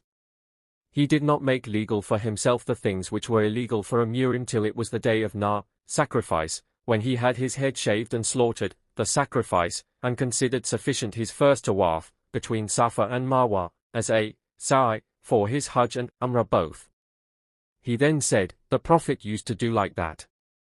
Volume 2, Book 26, number 767, narrated Amra bint Abdurrahman, I heard Aisha saying, 5 days before the end of Dhul-Qa'dah we set out from Medina in the company of Allah's Apostle with the intention of performing Hajj only. When we approached Mecca, Allah's Apostle ordered those who had no hadi with them to finish their ihram after performing tawaf of the Kaaba and sa'i, and between Safa and Marwa. Aisha added, on the day of Nahr, slaughtering of sacrifice, beef was brought to us. I asked, what is this?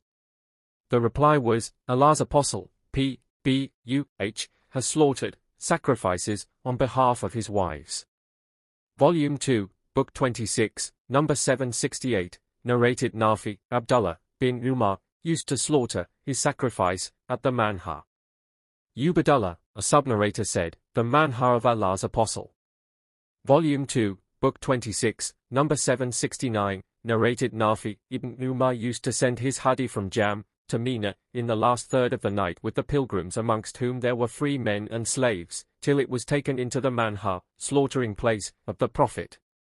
Volume 2, Book 26, number 770, narrated Sa'al bin Bakr, the narration of Anas abridged, saying, the Prophet slaughtered 7 button camels, while standing, with his own hands.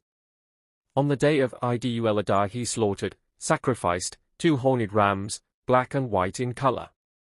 Volume 2, Book 26, number 771, narrated Sa'id bin Jubair, I saw Ibn Umar passing by a man who had made his badana sit to slaughter it.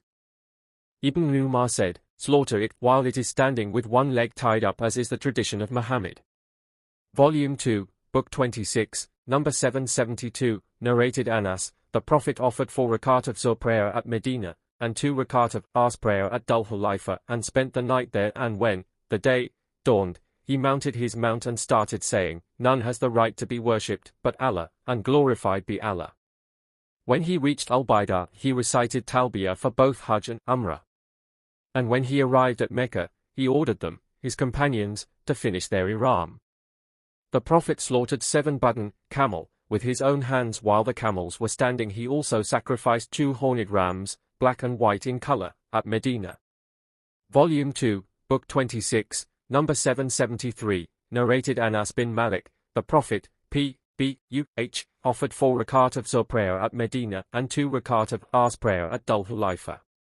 Narrated Ayub, a man said, Anas said, then he, the Prophet, passed the night there till dawn, and then he offered the morning, Fajr, prayer, and mounted his mount, and when it arrived at Al-Baidah, he assumed ihram for both Umrah and Hajj. Volume 2, Book 26, number 774, narrated Ali, the Prophet sent me to supervise the slaughtering of badan, hadi camels, and ordered me to distribute their meat, and then he ordered me to distribute their covering sheets and skins. All added, the Prophet ordered me to supervise the slaughtering of the badan, and not to give anything of their bodies to the butcher as wages for slaughtering.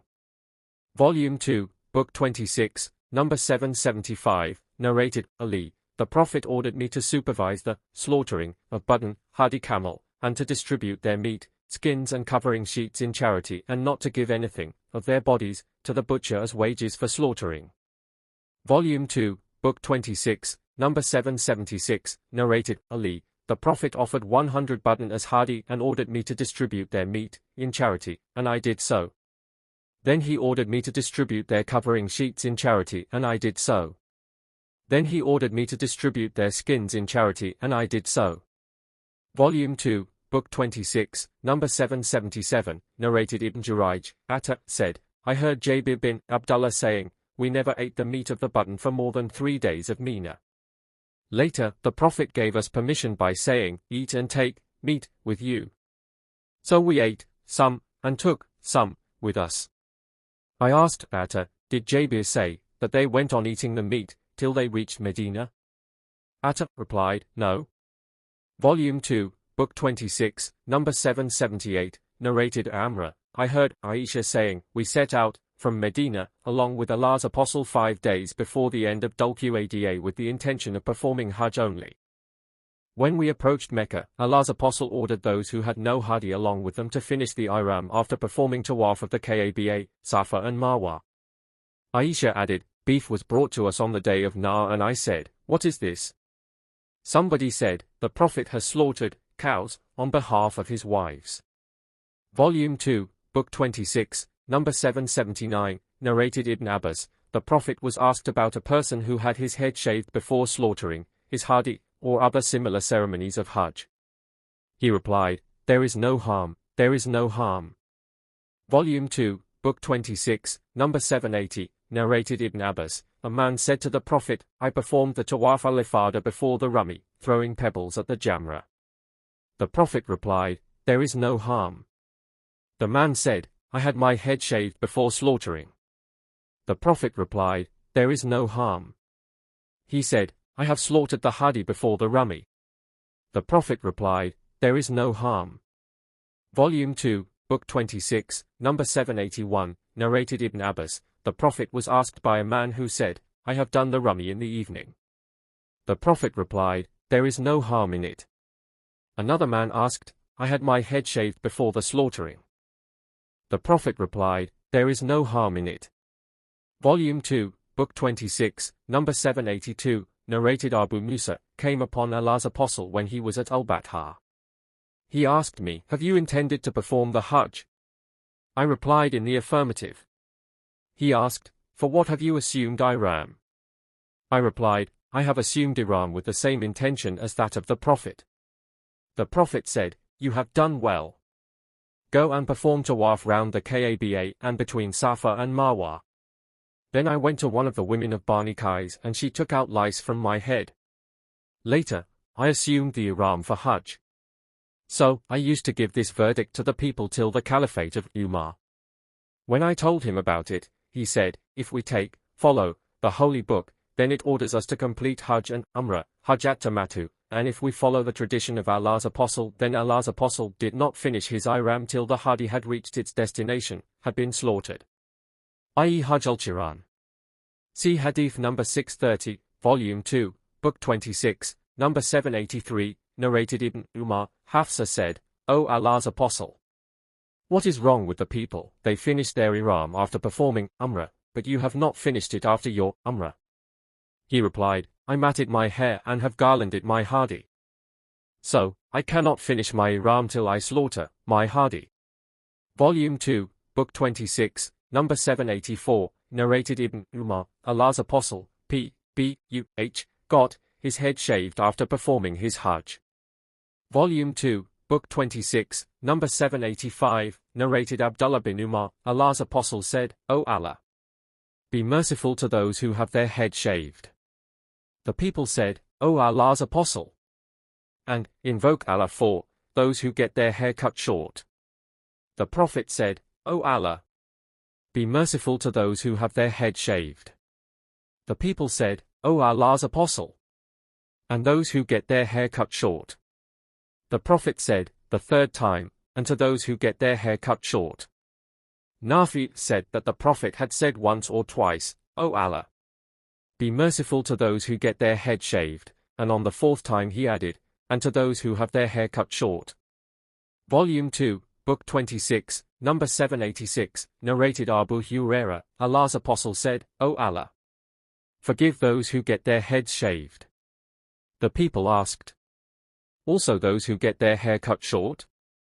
The Prophet said, O Allah, forgive those who have their heads shaved. The people said, also those who get their hair cut short? The Prophet, invoke Allah for those who have their heads shaved and, at the third time said, also, forgive those who get their hair cut short. Volume 2, Book 26, number 787, narrated Abdullah. The Prophet and some of his companions got their heads shaved and some others got their hair cut short. Narrated Muawiyah, I cut short the hair of Allah's Apostle with a long blade. Volume 2, Book 26, number 788, narrated Ibn Abbas, when the Prophet came to Mecca, he ordered his companions to perform tawaf round the Kaaba and between Safa and Marwa, to finish their ihram and get their hair shaved off or cut short. Volume 2, Book 26, number 789, narrated Aisha, we performed Hajj with the Prophet and performed Tawaf al-Ifada on the day of slaughtering. Safiya got her menses and the Prophet desired from her what a husband desires from his wife. I said to him, O Allah's Apostle, she is having her menses. He said, is she going to detain us? We informed him that she had performed Tawaf al-Ifada on the day of He said, then you can depart. Volume 2, Book 26, number 790, narrated Ibn Abbas, the Prophet was asked about the slaughtering, shaving, of the head, and the doing of Rami before or after the due times. He said, there is no harm in that. Volume 2, Book 26, number 791, narrated Ibn Abbas, the Prophet was asked, as regards the ceremonies of Hajj, at Mina on the day of and he replied that there was no harm. Then a man said to him, I got my head shaved before slaughtering. He replied, slaughter, now, and there is no harm in it. Another man said, I did the Rami, of the Jimar, after midday. The Prophet replied, there was no harm in it. Volume 2, Book 26, number 792, narrated Abdullah bin Aymar, Allah's Apostle stopped, for a while near the Jimar at Mina, during his last Hajj and the people started asking him questions. A man said, ignorantly I got my head shaved before slaughtering. The Prophet replied, slaughter, now, and there is no harm in it. Another man said, unknowingly I slaughtered the Hadi before doing the Rami. The Prophet said, do Rami now, and there is no harm in it. So, on that day, when the Prophet was asked about anything, about the ceremonies of Hajj, done before or after its stated time, his reply was, do it, now, and there is no harm. Volume 2, Book 26, number 793, narrated, Abdullah bin Amr bin al-As, I witnessed the Prophet when he was delivering the sermon on the day of Nahr. A man stood up and said, I thought that such and such was to be done before such and such. I got my hair shaved before slaughtering. Another said, I slaughtered the hadi before doing the rummy. So, the people asked about many similar things. The Prophet said, do it, now, and there is no harm in all these cases. Whenever the Prophet was asked about anything on that day, he replied, do it, now, and there is no harm in it. Volume 2, Book 26, number 794, narrated, Abdullah bin Amr bin al-As, Allah's apostle stopped while on his she-camel. The sub-narrator then narrated the hadith as above, i.e. 793. Volume 2, Book 26, number 795, narrated Ikrimah, Ibn Abbas said, Allah's apostle delivered a sermon on the day of Nahr, and said, O people! Tell me, what is the day today? The people replied, it is the forbidden, sacred, day. He asked again, what town is this? They replied, it is the forbidden, sacred, town. He asked, which month is this? They replied, it is the forbidden, sacred, month. He said, no doubt. Your blood, your properties, and your honor are sacred to one another like the sanctity of this day of yours, in this, sacred, town, Mecca, of yours, in this month of yours. The Prophet repeated his statement again and again. After that he raised his head and said, O Allah! Haven't conveyed your message to them. Haven't I conveyed your message to them? Ibn Abbas added, by him in whose hand my soul is, the following was his will, Prophet's will, to his followers, it is incumbent upon those who are present to convey this information to those who are absent. Beware, don't renegade, as, disbelievers, turn into infidels, after me, striking the necks, cutting the throats, of one another. Volume 2, Book 26, number 796, narrated Ibn Abbas, I heard the Prophet delivering a sermon at Arafat. Volume 2, Book 26, number 797, narrated Abu Bakr, the Prophet delivered to us a sermon on the day of Nahr. He said, do you know what is the day today? We said, Allah and his apostle know better. He remained silent till we thought that he might give that day another name. He said, isn't it the day of Nahr? We said, it is. He further asked, which month is this? We said, Allah and his apostle know better. He remained silent till we thought that he might give it another name. He then said, isn't it the month of Dhul-Hijjah? We replied, yes. It is. He further asked, what town is this? We replied, Allah and his apostle know it better. He remained silent till we thought that he might give it another name. He then said, isn't it the forbidden, sacred, town, of Mecca? We said, yes. It is. He said, no doubt, your blood and your properties are sacred to one another like the sanctity of this day of yours, in this month of yours, in this town of yours, till the day you meet your Lord. No doubt. Haven't I conveyed Allah's message to you? They said, yes. He said, O Allah! Be witness. So it is incumbent upon those who are present to convey it, this information, to those who are absent because the informed one might comprehend it, what I have said, better than the present audience, who will convey it to him. Beware. Do not renegade, as, disbelievers after me by striking the necks, cutting the throats, of one another. Volume 2, Book 26, number 798, narrated Ibn Umar, at Mina, the Prophet, P.B.U.H., said, do you know what is the day today? The people replied, Allah and his apostle know it better. He said, it is the forbidden, sacred, day. And do you know what town is this? They replied, Allah and his apostle know it better. He said, this is the forbidden, sacred, town, Mecca. And do you know which month is this? The people replied, Allah and his apostle know it better. He said, this is the forbidden, sacred, month. The Prophet added, no doubt, Allah made your blood, your properties, and your honor sacred to one another like the sanctity of this day of yours in this month of yours in this town of yours. Narrated Ibn Umar, on the day of Nahr, 10th of Dhul-Hijjah, the Prophet stood in between the Jamrat during his Hajj which he performed, as in the previous Hadith, and said, this is the greatest day, 10th of Dhul-Hijjah. The Prophet started saying repeatedly, "O Allah, be witness, I have conveyed your message."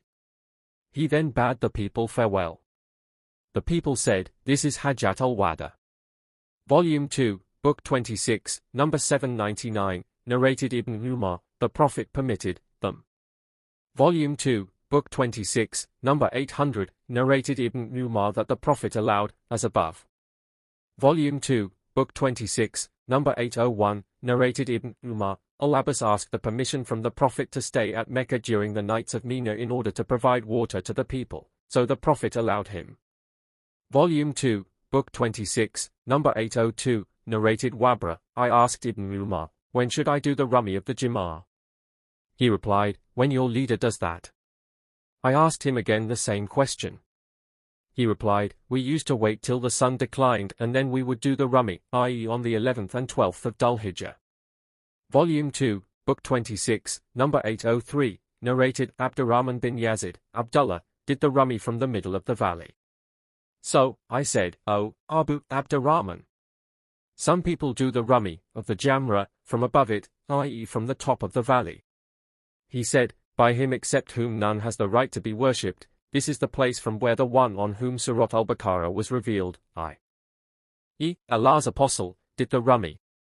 Volume 2, Book 26, number 804, narrated Abdurrahman bin Yazid, when Abdullah reached the big Jamra, i.e. Jamrat ul-Aqaba, he kept the Kaaba on the left side and Mina on his right side and threw 7 pebbles at the Jamra, and said, the one on whom Surat al-Baqarah was revealed, i.e. the Prophet, had done the Rummi similarly. Volume 2, Book 26, number 805, narrated Abdurrahman bin Yazid, I performed Hajj with Ibn Masud, and saw him doing Rummi of the big Jamra, Jamrat ul-Aqaba, with 7 small pebbles, keeping the Kaaba on his left side and Mina on his right. He then said, this is the place where the one on whom Surat al-Baqarah was revealed, i.e. Allah's Apostle, stood. Volume 2, Book 26, number 806, narrated Al-Amash, I heard Al-Hajjaj saying on the pulpit, the surah in which Al-Baqarah, the cow, is mentioned and the surah in which the family of Imran is mentioned and the surah in which the women, An-Nisa, is mentioned. I mentioned this to Ibrahim, and he said, Abdurrahman bin Yazid told me, I was with Ibn Masud, when he did the Rummi of the Jamrat ul-Aqaba. He went down the middle of the valley, and when he came near the tree, which was near the Jamra, he stood opposite to it and threw 7 small pebbles and said, Allahu Akbar, on throwing every pebble. Then he said, by him, except whom none has the right to be worshipped, here, at this place, stood the one on whom Surat al-Baqarah was revealed, i.e. Allah's Apostle. Volume 2, Book 26, number 807, narrated Salim, Ibn Umar used to do Rummi of the Jamrat Junior, the Jamra near to the Kaif Mosque, with 7 small stones and used to recite takbir on throwing every pebble.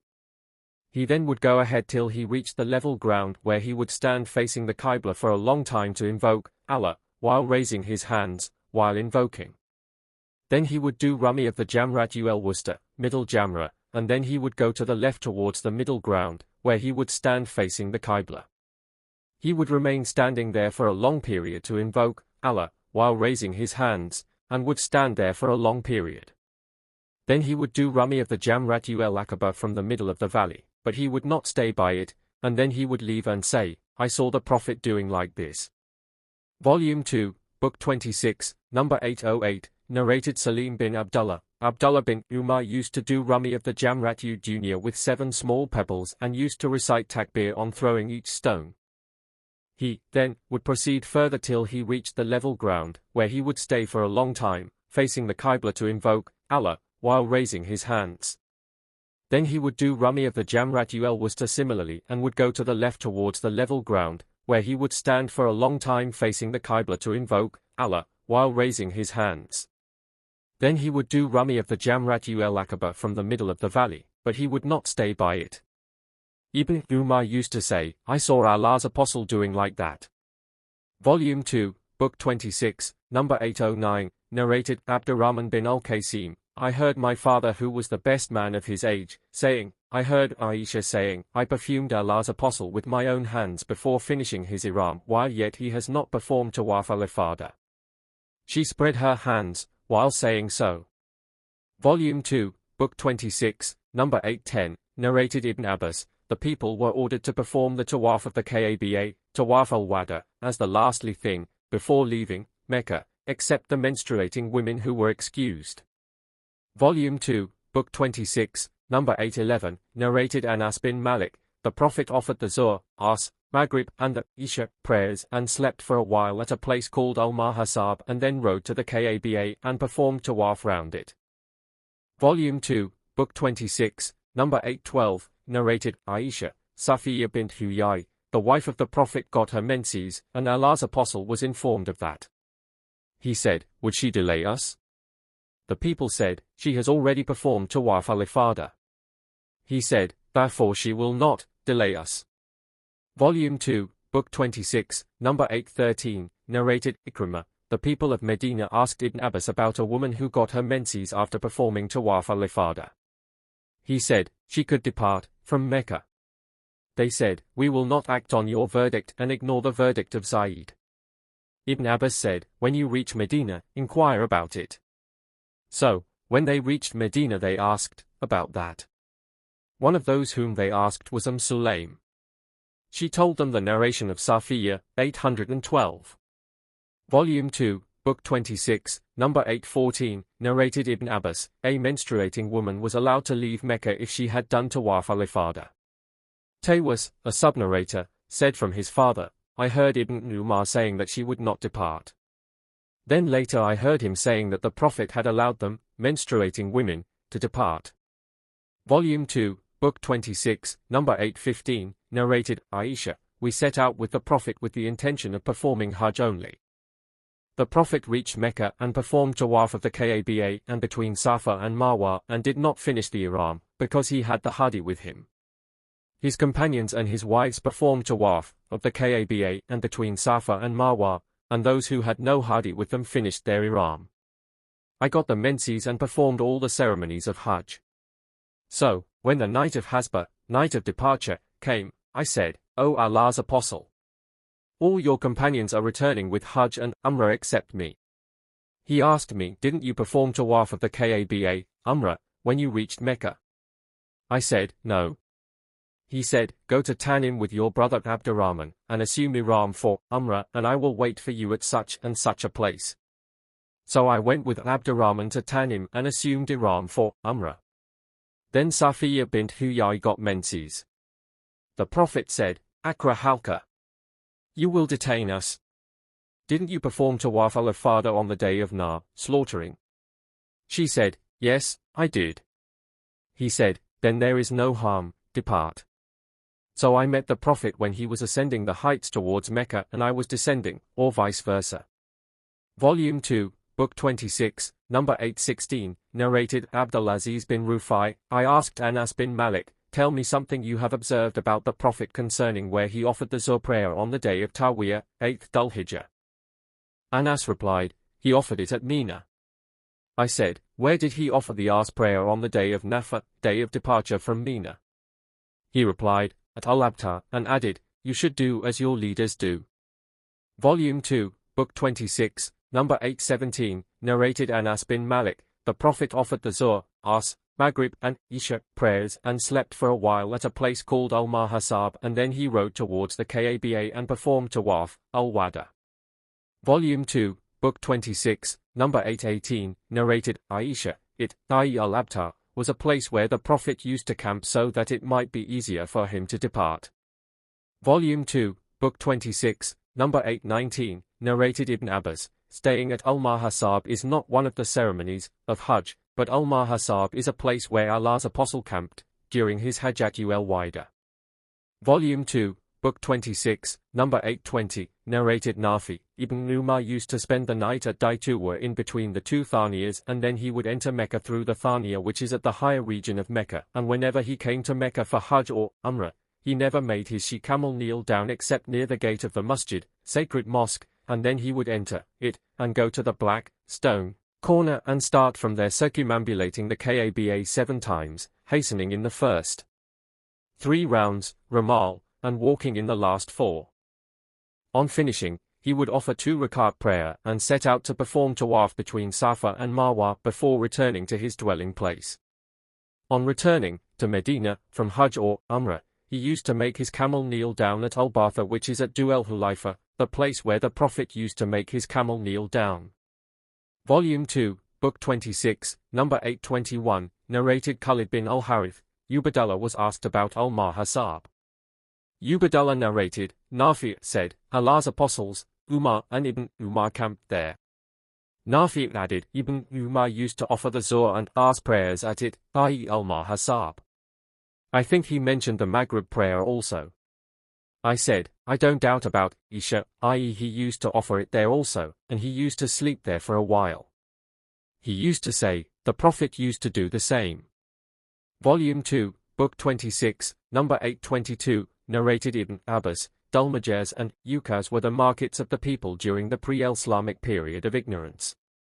When the people embraced Islam, they disliked to do bargaining there till the following holy verses were revealed. There is no harm for you if you seek of the bounty of your Lord, during Hajj by trading, etc.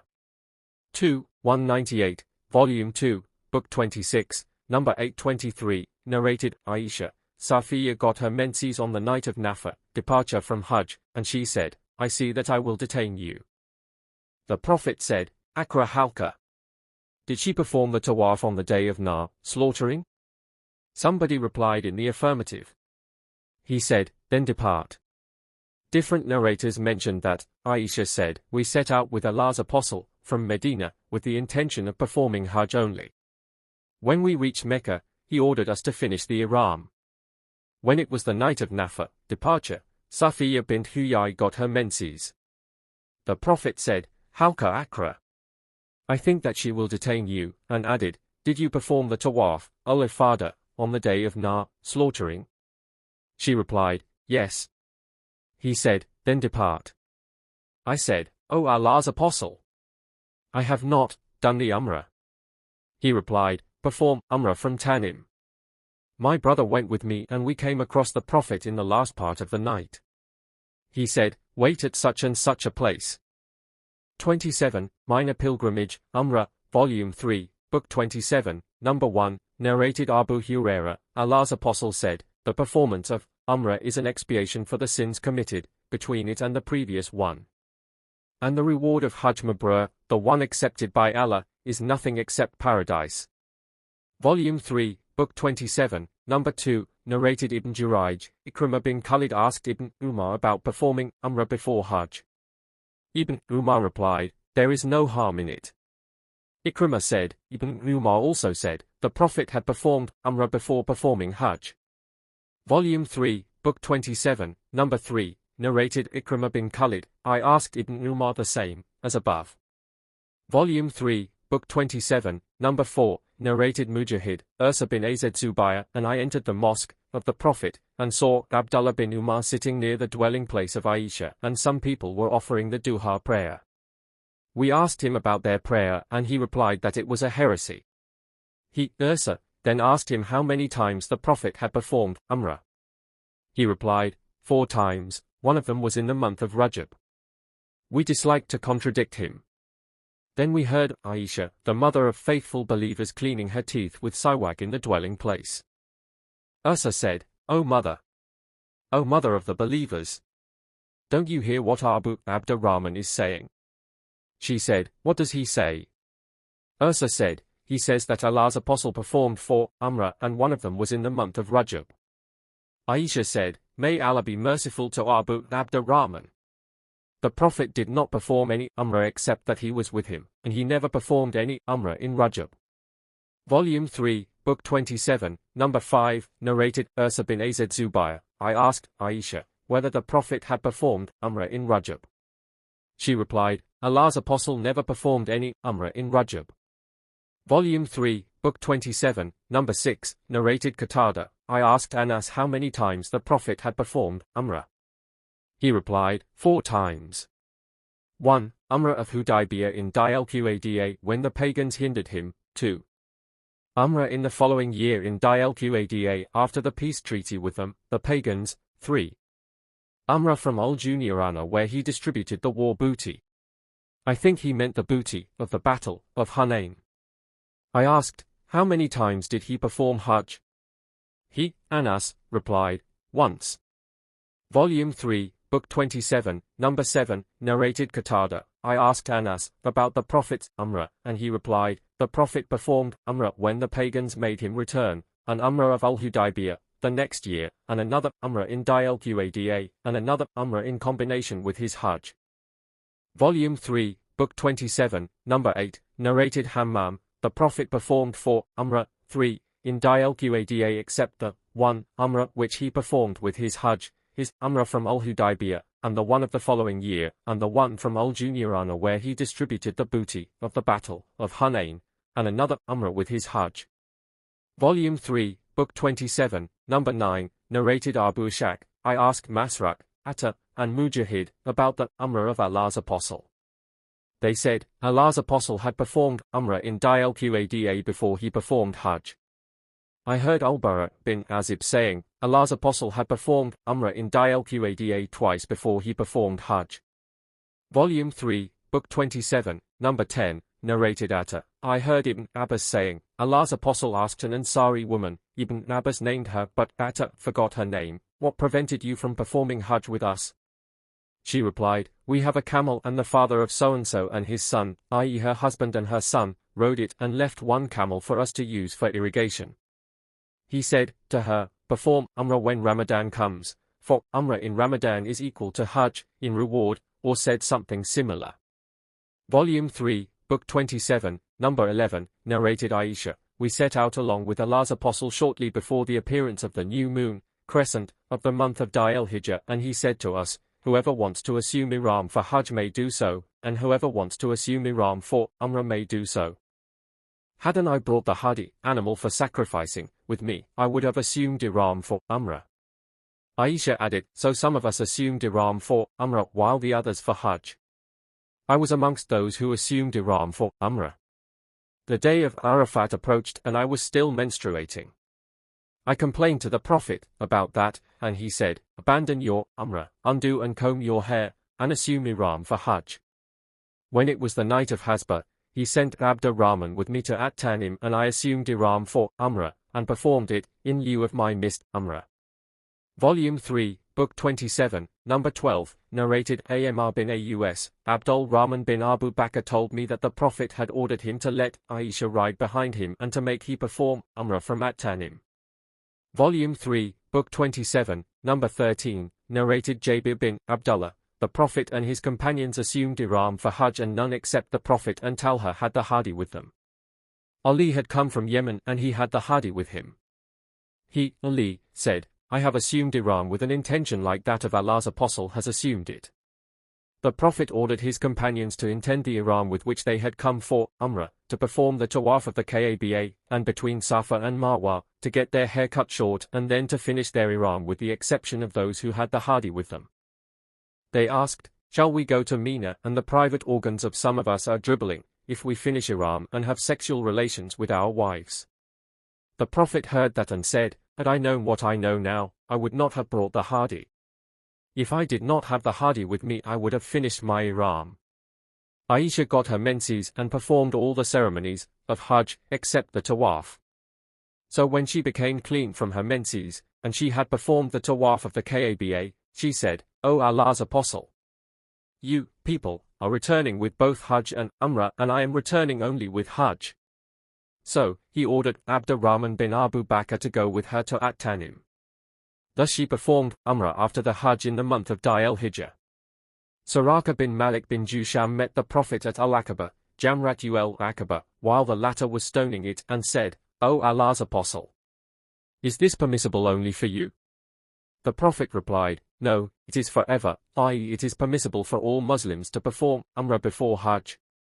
Volume 3, Book 27, Number 14, narrated Aisha. We set out with Allah's Apostle shortly before the appearance of the new moon of Dil-Hijjah, and he said, whoever wants to assume Ihram for Umrah may do so, and whoever wants to assume Ihram for Hajj may do so. Had not I brought the hadi with me, I would have assumed Ihram for Umrah. Some of the people assumed Ihram for Umrah while others for Hajj.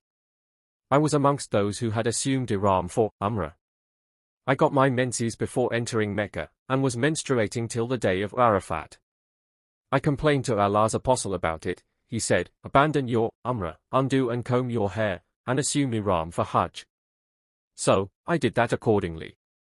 When it was the night of Hasba, day of departure from Mina, the Prophet sent Abdurrahman with me to At-Tanim. The sub-narrator adds, he, Abdurrahman, let her ride behind him. And she assumed ihram for umrah in lieu of the abandoned one. Aisha completed her Hajj and umrah, and no hadi, sadaqah, charity, or fasting was obligatory for her. Volume 3, Book 27, Number 15, narrated Al-Aswad, that Aisha said, O Allah's Apostle, the people are returning after performing the two nusuks, i.e. Hajj and umrah, but I am returning with one only.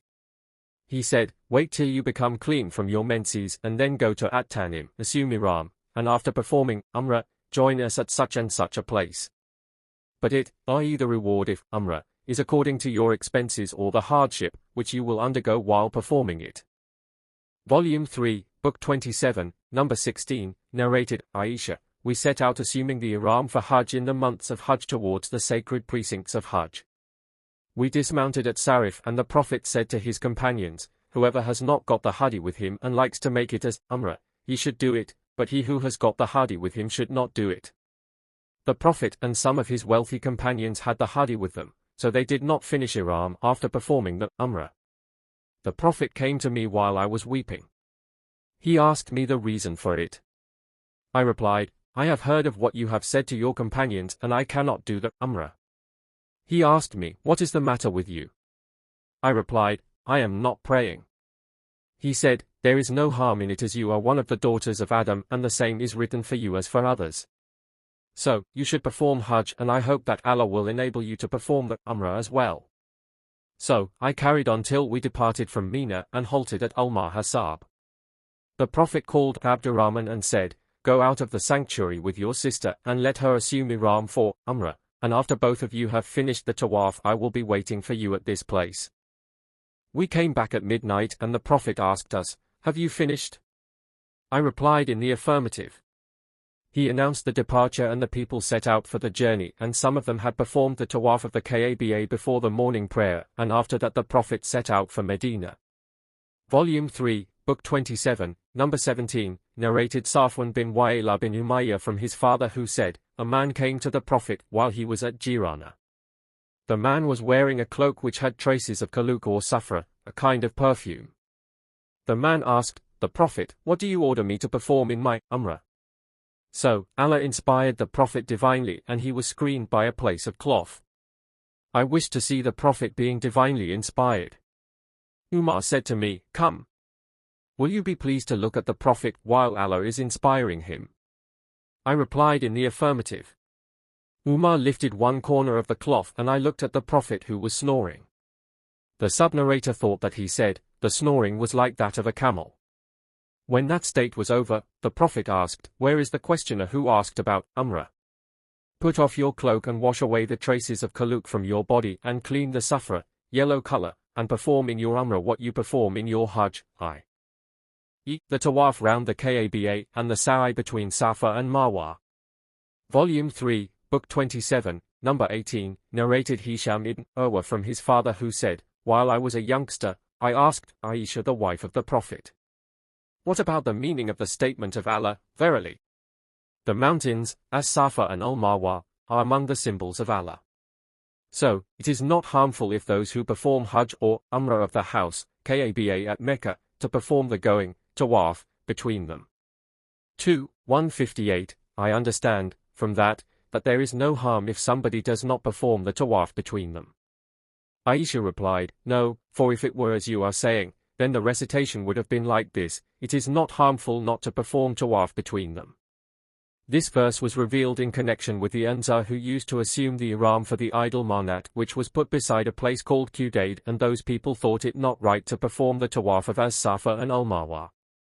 When Islam came, they asked Allah's Apostle about that, and Allah revealed, verily, the mountains, As-Safa and Al-Marwa are among the symbols of Allah.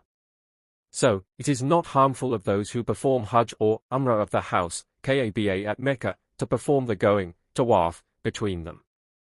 2, 158, Safiyan and Abu Muawiyah added from Hisham, from Aisha, the Hajj or Umrah of the person who does not perform the going, tawaf, between As-Safa and Al-Marwa is incomplete in Allah's sight. Volume 3, Book 27, Number 19, narrated Ismail Abdullah bin Abu Awfa said, Allah's apostle performed Umrah and we too performed Umrah along with him.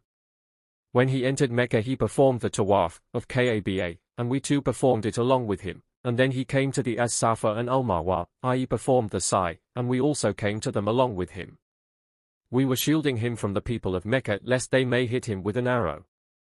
A friend of his asked him, i.e. Abdullah bin Awfa, did the Prophet enter the Kaba during that Umrah?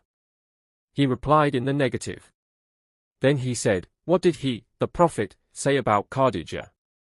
He, Abdullah bin Awfa, said, he said, give Khadijah the good tidings that she will have a palace made of Khazab in paradise and there will be neither noise nor any trouble in it. Volume 3, Book 27, Number 20, narrated Amr bin Dinar, we asked Ibn Umar whether a man who had performed the tawaf of the Kaba but had not performed the tawaf between As-Safa and Al-Marwa yet, was permitted to have sexual relation with his wife.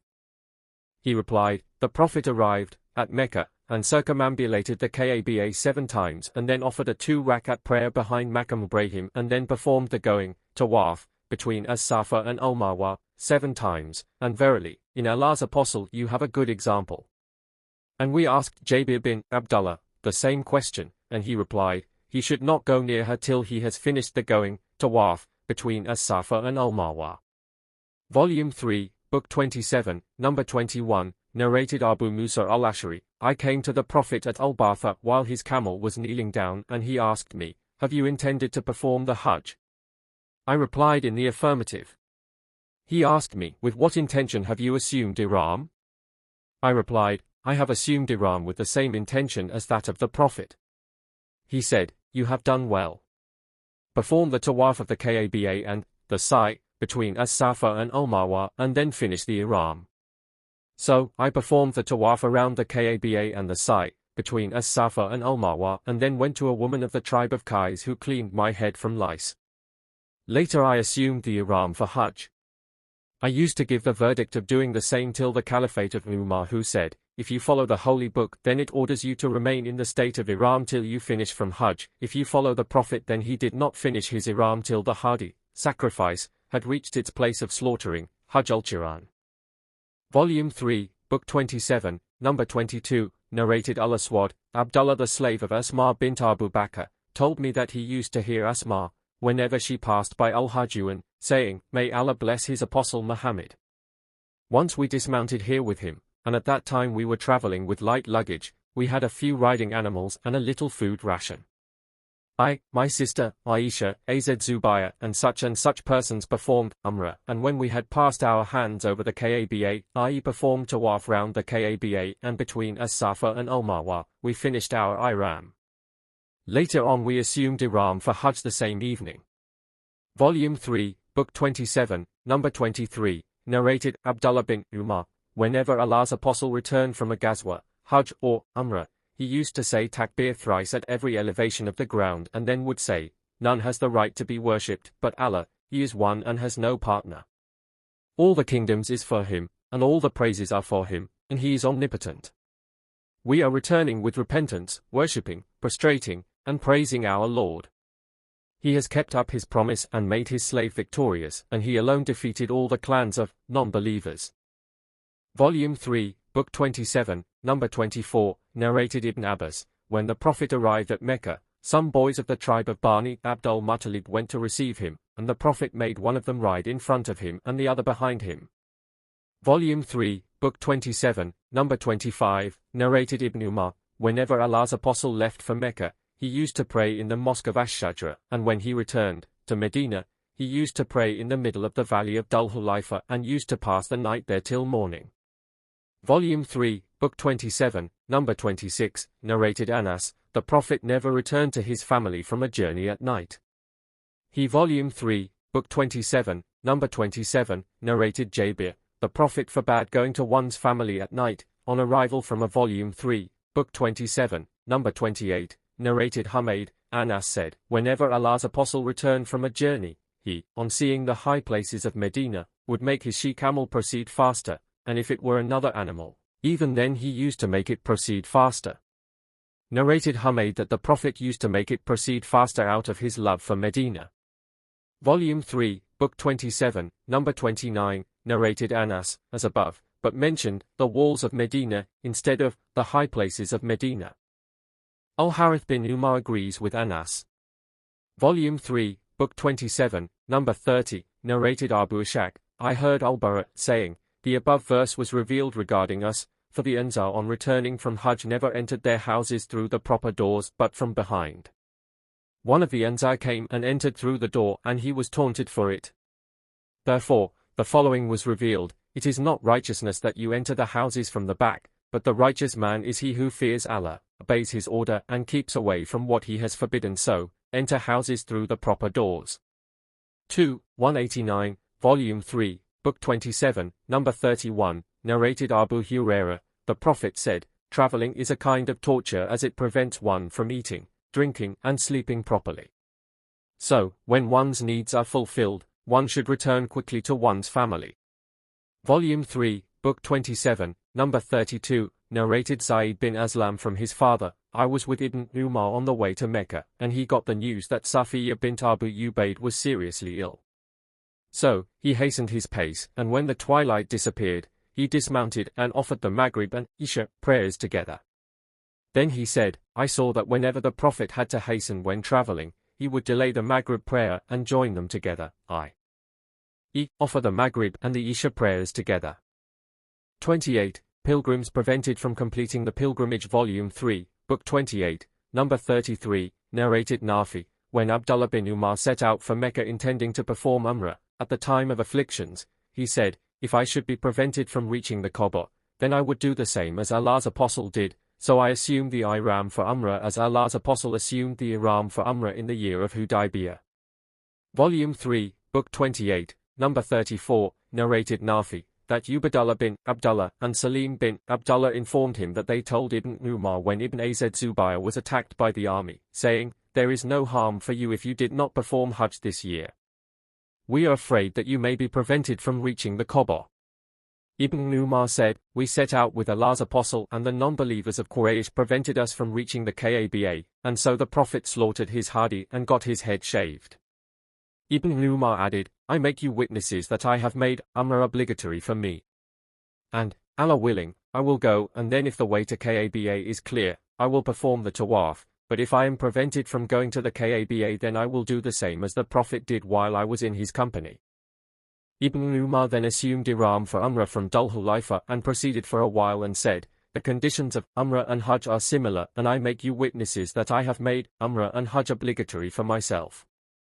So, he did not finish the Ihram till the day of slaughtering, came, and he slaughtered his hadi.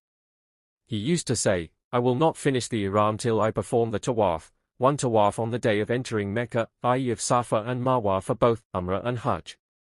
Volume 3, Book 28, Number 35, narrated Nafi, some of the sons of Abdullah told him, i.e. Abdullah, if he had Volume 3, Book 28, Number 36, narrated Ibn Abbas, Allah's Apostle was prevented from performing Umrah, therefore, he shaved his head and had sexual relations with his wives and slaughtered his hadi and performed Umrah in the following year. Volume 3, Book 28, Number 37, narrated Salim, Abdullah bin Umar used to say, is not the following of the tradition of Allah's Apostle sufficient for you? If any one of you is prevented from performing Hajj, he should perform the tawaf of the Kaaba and between As-Safa and Al-Marwa and then finish the Ihram and everything will become legal for him which was illegal for him during the state of Ihram, and he can perform Hajj in a following year and he should slaughter a hadi or fast in case he cannot afford the hadi. Volume 3, Book 28, Number 38, narrated Al-Miswar, Allah's Apostle slaughtered the hadi before he had his head shaved and then he ordered his companions to do the same. Volume 3, Book 28, Number 39, narrated Nafi, that Abdullah and Salim said to Abdullah bin Umar, you should not go for Hajj this year. Abdullah bin Umar replied, we set out with the Prophet to Mecca for performing Umrah, and the infidels of Quraysh prevented us from reaching the Kaaba. Allah's Apostle slaughtered his badan, camels for sacrifice, and got his head shaved.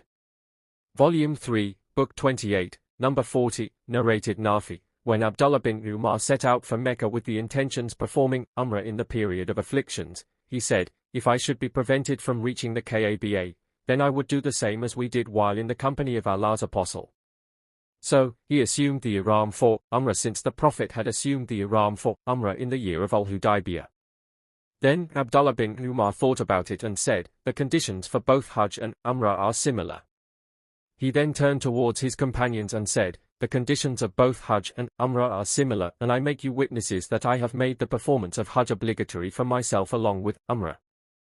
He then performed one tawaf, between As-Safa and Al-Marwa, for both of them, i.e. Hajj and Umrah, and considered that to be sufficient for him and offered a hadi. Volume 3, Book 28, Number 41, narrated Abdurrahman bin Abu Layla, Ka'b bin Ujra said that Allah's Apostle said to him, "Ka'b, perhaps your lice have troubled you." Ka'b replied, "Yes. O Allah's Apostle." Allah's Apostle said, "Have your head shaved and then either fast 3 days or feed 6 poor persons or slaughter 1 sheep as a sacrifice." Volume 3, Book 28, Number 42, narrated Ka'b bin Umrah, Allah's Apostle stood beside me at Al-Hudaybiyah and the lice were falling from my head in great number. He asked me, "Have your lice troubled you?" I replied in the affirmative. He ordered me to get my head shaved. Ka'b added, "This holy verse, and if any of you is ill, or has ailment in his scalp, 2. 196, etc. was revealed regarding me. The Prophet then ordered me either to fast 3 days, or to feed 6 poor persons with 1 farak, 3 sars, of dates, or to slaughter a sheep, etc., sacrifice, whatever was available. Volume 3, Book 28, Number 43, narrated Abdullah bin Markal, I sat with Ka'b bin Ujra and asked him about the fidya. He replied, "This revelation was revealed concerning my case especially, but it is also for you in general. I was carried to Allah's Apostle and the lice were falling in great number on my face. The Prophet said, I have never thought that your ailment, or struggle, has reached to such an extent as I see. Can you afford a sheep?" I replied in the negative. He then said, "Fast for 3 days, or feed 6 poor persons each with half a sa of food. 1 sa equals 3 kilograms approximate." Volume 3, Book 28, Number 44, narrated Abdurrahman bin Abu Layla, reporting the speech of Ka'b bin Umrah, Allah's Apostle saw him, i.e. Ka'b, while the lice were falling on his face. He asked him, "Have your lice troubled you?" He replied in the affirmative. So, he ordered him to get his head shaved while he was at Al-Hudaybiyah. At that time they were not permitted to finish their ihram, and were still hoping to enter Mecca. So, Allah revealed the verses of Al-Fidya. Allah's Apostle ordered him to feed 6 poor persons with 1 farak of food or to slaughter 1 sheep, as a sacrifice, or to fast for 3 days. Volume 3, Book 28, Number 45, narrated Abu Hurairah, Allah's Apostle said, "Whoever performs Hajj to this house, Kaaba, and does not approach his wife for sexual relations nor commits sins, while performing Hajj, he will come out as sinless as a newly born child, just delivered by his mother." Volume 3, Book 28, Number 46, narrated Abu Hurairah, the Prophet said, "Whoever performs Hajj to this Kaaba and does not approach his wife for sexual relations nor commit sins, while performing Hajj, he will come out as sinless as a newborn child, just delivered by his mother." 29. Penalty of hunting while on pilgrimage. Volume 3, Book 29, Number 47, narrated Abdullah bin Abu Qatada, "My father set out for Mecca in the year of Al-Hudaybiyah, and his companions assumed ihram, but he did not. At that time the Prophet was informed that an enemy wanted to attack him, so the Prophet proceeded onwards. While my father was among his companions, some of them laughed among themselves. My father said, I looked up and saw an onager. I attacked, stabbed, and caught it. I then sought my companions' help, but they refused to help me. Later, we all ate its meat.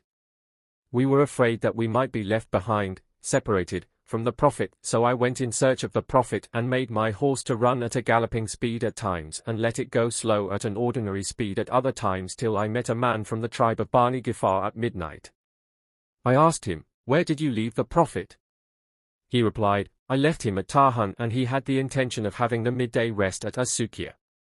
I followed the trace and joined the Prophet and said, O Allah's Apostle, your people, companions, send you their compliments, and ask for Allah's blessings upon you. They are afraid lest they may be left behind, so please wait for them. I added, O Allah's Apostle, I hunted an onager and some of its meat is with me.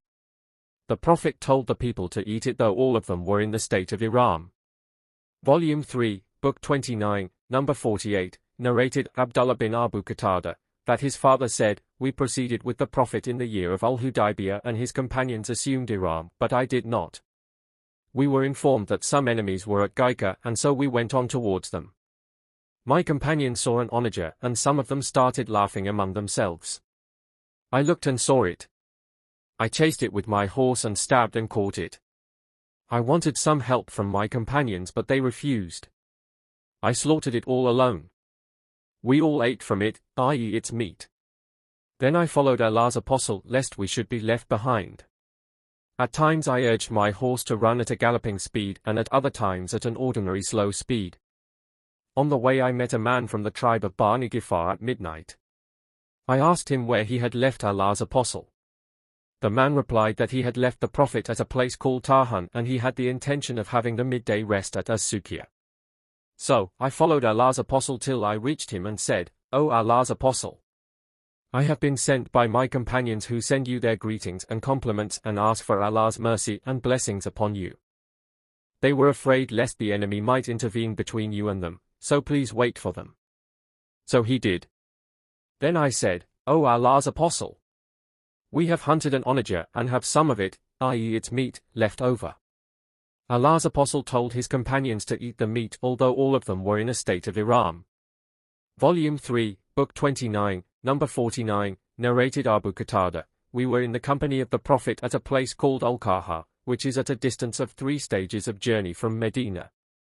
Abu Qatada narrated through another group of narrators, we were in the company of the Prophet at a place called Al-Qaha and some of us had assumed ihram while the others had not. I noticed that some of my companions were watching something, so I looked up and saw an onager. I rode my horse and took the spear and whip, but my whip fell down, and I asked them to pick it up for me, but they said, we will not help you by any means as we are in a state of ihram. So, I picked up the whip myself and attacked the onager from behind a hillock and slaughtered it and brought it to my companions. Some of them said, eat it, while some others said, do not eat it. So, I went to the Prophet who was ahead of us and asked him about it. He replied, eat it as it is halal, i.e., it is legal to eat it.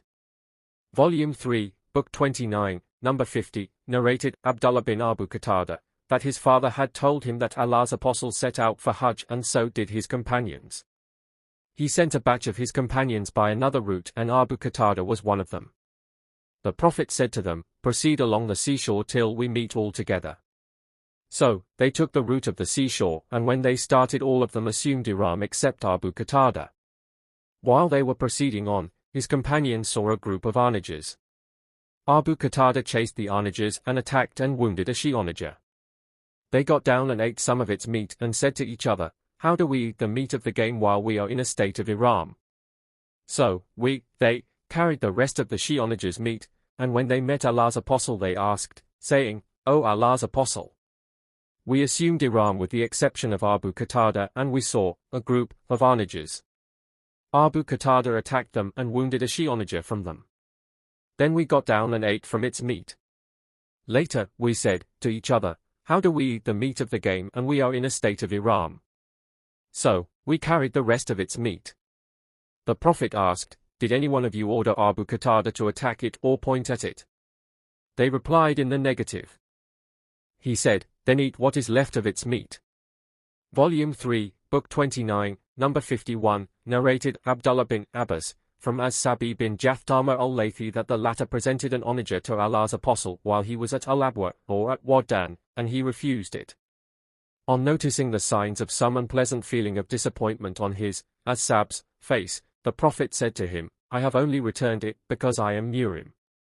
Volume 3, Book 29, Number 52, narrated Abdullah bin Umar, Allah's Apostle said, it is not sinful of a muhrim to kill 5 kinds of animals.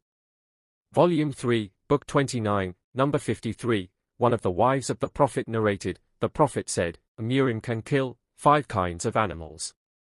Volume 3, Book 29, number 54, narrated Hafsa, Allah's Apostle said, it is not sinful of a murim to kill 5 kinds of animals, namely, the crow, the kite, the mouse, the scorpion, and the rabid dog. Volume 3, Book 29, number 55, narrated Aisha, Allah's Apostle said, 5 kinds of animals are harmful and could be killed in the haram, sanctuary. These are, the crow, the kite, the scorpion, the mouse, and the rabid dog.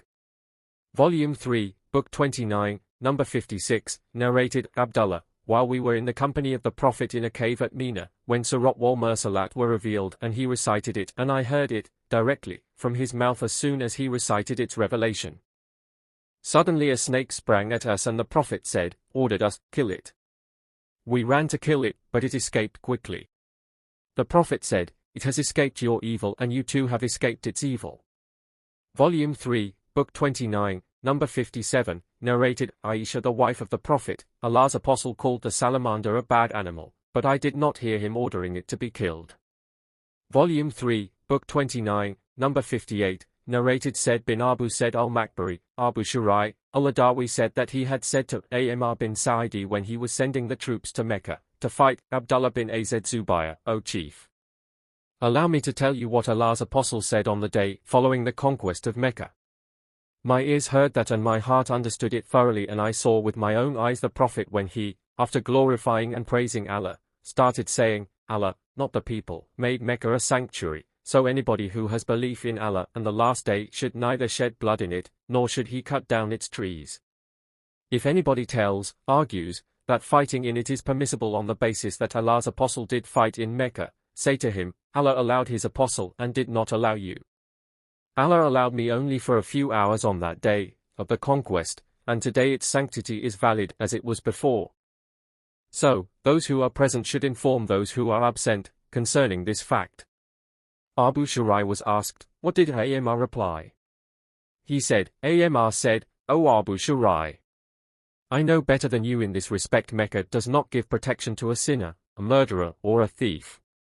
Volume 3, Book 29, number 59, narrated Ibn Abbas, the Prophet said, Allah has made Mecca a sanctuary, so it was a sanctuary before me and will continue to be a sanctuary after me. It was made legal for me, i.e., I was allowed to fight in it for a few hours of a day. It is not allowed to uproot its shrubs or to cut its trees, or to chase, or disturb its game, or to pick up its lucata, fallen things, except by a person who would announce that, what he has found, publicly. Al-Abbas said, O Allah's Apostle, except al-ldhkir, a kind of grass, for it is used by our goldsmiths and for our graves. The Prophet then said, except al-idkir. Ikrimah said, do you know what chasing or disturbing the game means? It means driving it out of the shade to occupy its place. Volume 3, Book 29, number 60, narrated Ibn Abbas, their blacksmiths and for their domestic purposes. So, the Prophet's Volume 3, Book 29, number 61, narrated Ibn Abbas, Allah's Apostle was cupped while he was in a state of ihram. Volume 3, Book 29, number 62, narrated Ibn Buhayna, the Prophet, while in the state of ihram, was cupped at the middle of his head at Liha Jamal. Volume 3, Book 29, number 63, narrated Ibn Abbas, the Prophet married Maymuna while he was in the state of ihram, only the ceremonies of marriage were held. Volume 3, Book 29, number 64, narrated Abdullah bin Umar, a person stood up and asked, O Allah's Apostle, what clothes may be worn in the state of ihram? The Prophet replied, do not wear a shirt or trousers, or any headgear, e.g. a turban, or a hooded cloak, but if somebody has no shoes he can wear leather stockings provided they are cut short off the ankles, and also, do not wear anything perfumed with wars or saffron, and the murimah, a woman in the state of ihram, should not cover her face, or wear gloves. Volume 3, Book 29, number 65, narrated Ibn Abbas, a man was crushed to death by his she-camel and was brought to Allah's Apostle who said, give him a bath and shroud him, but do not cover his head, and do not bring any perfume near to him, as he will be resurrected reciting Talbiyah. Volume 3, Book 29, number 66, narrated Abdullah bin Hunayn, Abdullah bin al-Abbas and al-Miswar bin Makrama differed at al-Abwa. Ibn Abbas said that a murim could wash his head, while al-Miswar maintained that he should not do so. Abdullah bin Abbas sent me to Abu Ayyub al-Ansari, and I found him bathing between the two wooden posts of the well, and was screened with a sheet of cloth. I greeted him and he asked who I was. I replied, I am Abdullah bin Hunayn, and I have been sent to you by Ibn Abbas to ask you how Allah's apostle used to wash his head while in the state of Ihram.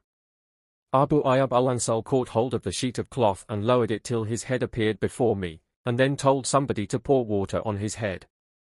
He poured water on his head, and he, Abu Ayyub, rubbed his head with his hands by bringing them from back to front and from front to back and said, I saw the Prophet doing like this. Volume 3, Book 29, Number 67, narrated Ibn Abbas, I heard the Prophet delivering a sermon at Arafat saying, if a murim does not find slippers, he could wear cuffs, but he has to cut short the cuffs below the ankles, and if he does not find an izar, a waist sheet for wrapping the lower half of the body, he could wear trousers. Volume 3, Book 29, Number 68, narrated Abdullah, Allah's apostle was asked what sort of clothes a murim should wear. He replied, he should not wear a shirt, turbans, trousers, a hooded cloak, or a dress perfumed with saffron or wars, and if slippers are not available he can wear cuffs, but he should cut them so that they reach below the ankles. Volume 3, Book 29, Number 69, narrated Ibn Abbas, the Prophet delivered a sermon at Arafat and said, whoever does not get an izar can wear trousers, and whoever cannot get a pair of shoes can wear cuffs. Volume 3, Book 29, Number 70, narrated Al-Bara, the Prophet assumed Ihram for Umrah in the month of Dhul-Qa'dah, but the pagan people of Mecca refused to admit him into Mecca till he agreed on the condition that he would not bring into Mecca any arms but sheathed. Volume 3, Book 29, Number 71, narrated Ibn Abbas, the Prophet fixed Dhul Hulaifa as the Miqat, the place for assuming Ihram, for the people of Medina, and Karan al-Manazil for the people of Najd, and Yalamlam for the people of Yemen. These mawaqit are for those people and also for those who come through these mawaqit, from places other than the above mentioned, with the intention of performing Hajj and Umrah. And those living inside these mawaqit can assume Ihram from the place where they start, even the people of Mecca can assume Ihram from Mecca. Volume 3, Book 29, Number 72, narrated Anas bin Malik, Allah's apostle entered Mecca in the year of its conquest wearing an Arabian helmet on his head, and when the Prophet took it off, a person came and said, Ibn Qattal is holding the covering of the Kaaba, taking refuge in the Kaaba. The Prophet said, kill him. Volume 3, Book 29, Number 73, narrated Ya'li, Ame, as you do in your Hajj. A man bit the hand of another man, but in Volume 3, Book 29, Number 74, narrated Ibn Abbas, Volume 3, Book 29, Number 75, narrated Ibn Abbas, while a man was standing with the Prophet at Arafat, he fell from his mount and his neck was crushed by it. The Prophet said, wash the deceased with water and sidr and shroud him in 2 pieces of cloth, and neither perfume him nor cover his head, for Allah will resurrect him on the day of resurrection, and he will be reciting Talbiyah. Volume 3, Book 29, Number 76, narrated Ibn Abbas, a man was in the company of the Prophet and his she-camel crushed his neck while he was in a state of Ihram and he died. Allah's apostle said, wash him with water and sidr and shroud him in his 2 garments, neither perfume him nor cover his head, for he will be resurrected on the day of resurrection, reciting Talbiyah. Volume 3, Book 29, Number 77, narrated Ibn Abbas, a woman from the tribe of Juhayna came to the Prophet and said, my mother had vowed to perform Hajj, but she died before performing it. May I perform Hajj on my mother's behalf? The Prophet replied, perform Hajj on her behalf. Had there been a debt on your mother, would you have paid it or not? So, pay Allah's debt as he has more right to be paid. Volume 3, Book 29, Number 78, narrated Ibn Abbas, a woman from the tribe of Qatham came in the year of Hajjatul al-Wada of the Prophet, and said, O Allah's apostle, my father has come under Allah's obligation of performing Hajj, but he is a very old man and cannot sit properly on his mount. Will the obligation be fulfilled if I perform Hajj on his behalf? The Prophet replied in the affirmative. Volume 3, Book 29, Number 79, narrated Abdullah bin Abbas, Al-Fadl was riding behind the Prophet and a woman from the tribe of Qatham came up. Al-Fadl started looking at her and she looked at him. The Prophet turned Al-Fadl's face to the other side. She said, "My father has come under Allah's obligation of performing Hajj, but he is a very old man and cannot sit properly on his mount. Shall I perform Hajj on his behalf?" The Prophet replied in the affirmative.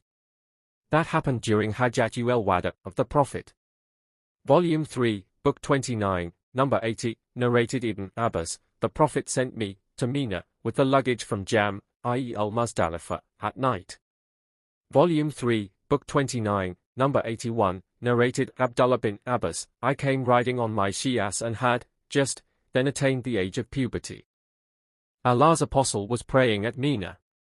I passed in front of a part of the first row and then dismounted from it, and the animal started grazing. I aligned with the people behind Allah's Apostle." The sub-narrator added that happened in Mina during the Prophet's Hajjatul al-Wada. Volume 3, Book 29, Number 82, narrated as Sa'id bin Yazid, "While in the company of my parents, I was made to perform Hajj with Allah's Apostle and I was a 7-year-old boy then."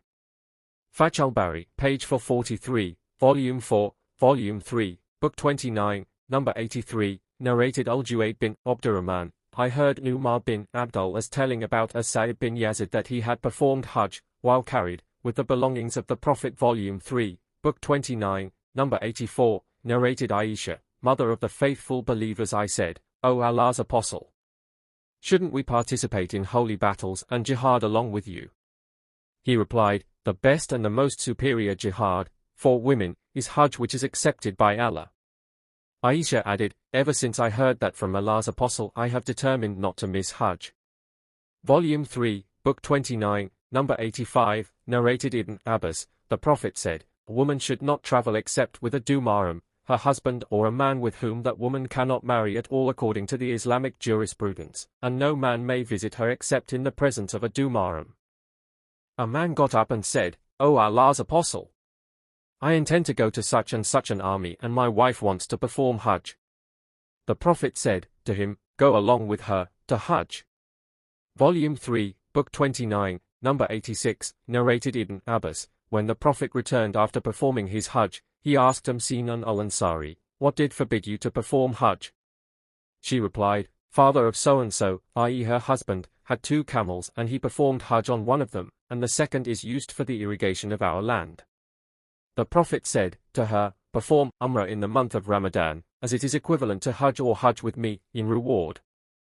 Volume 3, Book 29, Number 87, narrated Qaza, the slave of Ziyad, Abu Said who participated in 12 Ghazawat with the Prophet said, "I heard 4 things from Allah's Apostle, or I narrate them from the Prophet, which won my admiration and appreciation. They are, 1. No lady should travel without her husband or without a dumaram for a 2 days journey. 2. No fasting is permissible on 2 days of Eid al-Fitr and Eid al-Adha. 3. No prayer may be offered after 2 prayers, after the Asr prayer till the sun set and after the morning prayer till the sun rises. 4. Not to travel for visiting, except for 3 mosques, Masjid al-Haram, in Mecca, my mosque, in Medina, and Masjid al-Aqsa, in Jerusalem." Volume 3, Book 29, Number 88, narrated Anas, "The Prophet saw an old man walking, supported by his 2 sons, and asked about him. The people informed him that he had vowed to go on foot to the Kaaba. He said, 'Allah is not in need of this old man's torturing himself,' and ordered him to ride."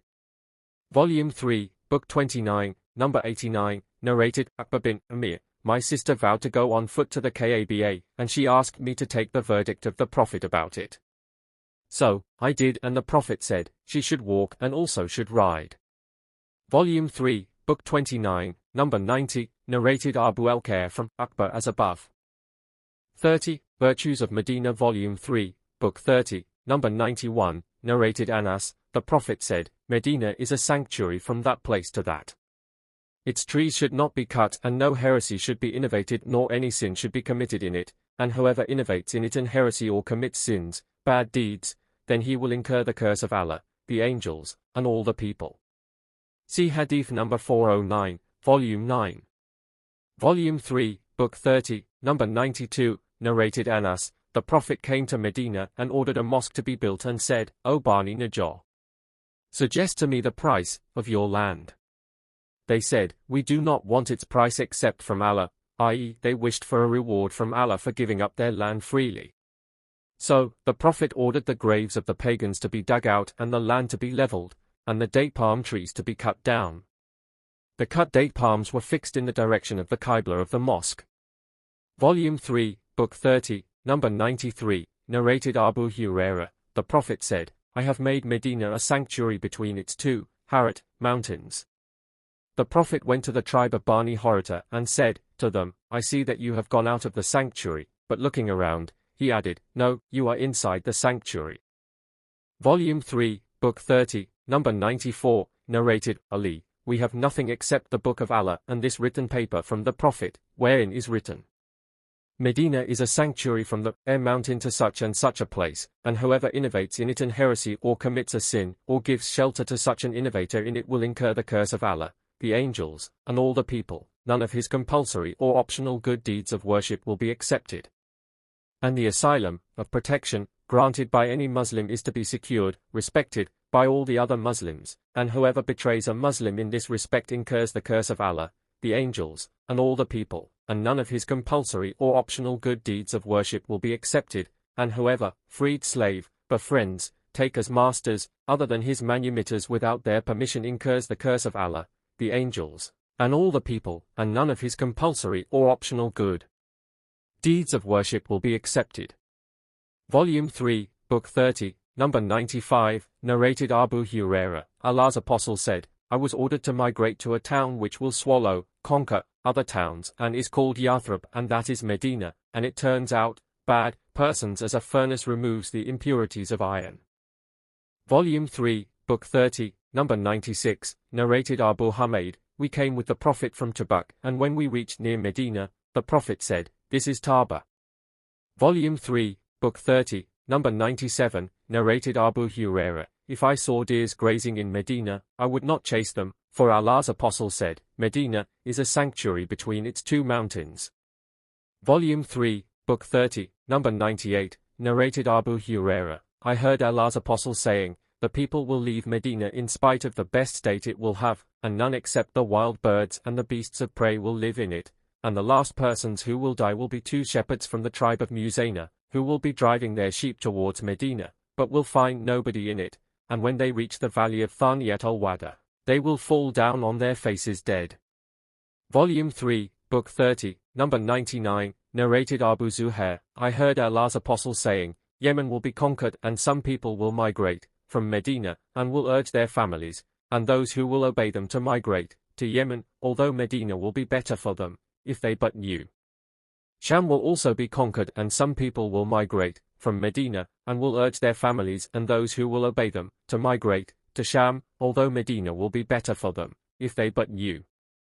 Iraq will be conquered and some people will migrate from Medina, and will urge their families and those who will obey them to migrate to Iraq, although Medina will be better for them, if they but knew." Volume 3, Book 30, number 100, narrated Abu Hurairah, Allah's Apostle said, "Verily, belief returns and goes back to Medina as a snake returns and goes back to its hole when in danger." Volume 3, Book 30, number 101, narrated Sa'd, "I heard the Prophet saying, None plots against the people of Medina but that he will be dissolved, destroyed, like the salt is dissolved in water." Volume 3, Book 30, number 102, narrated Usama, "Once the Prophet stood at the top of looked out from upon one castle amongst the castles, or the high buildings, of Medina and said, Do you see what I see?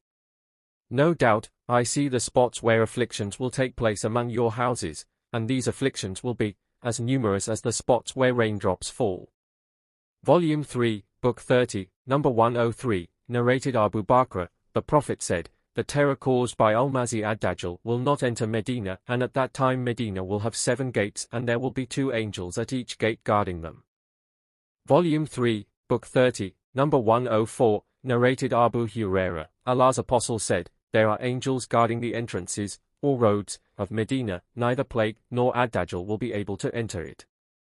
Volume 3, Book 30, number 105, narrated Anas bin Malik, "The Prophet said, There will be no town which ad-Dajjal will not enter except Mecca and Medina, and there will be no entrance, road, of both Mecca and Medina, but the angels will be standing in rows guarding it against him, and then Medina will shake with its inhabitants thrice, i.e. 3 earthquakes will take place, and Allah will expel all the non-believers and the hypocrites from it.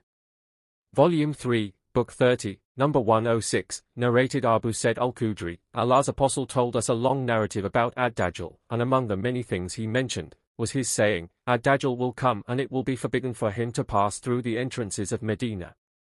He will land in some of the salty barren areas, outside Medina. On that day the best man or one of the best men will come up to him and say, I testify that you are the same Dajjal whose description was given to us by Allah's Apostle.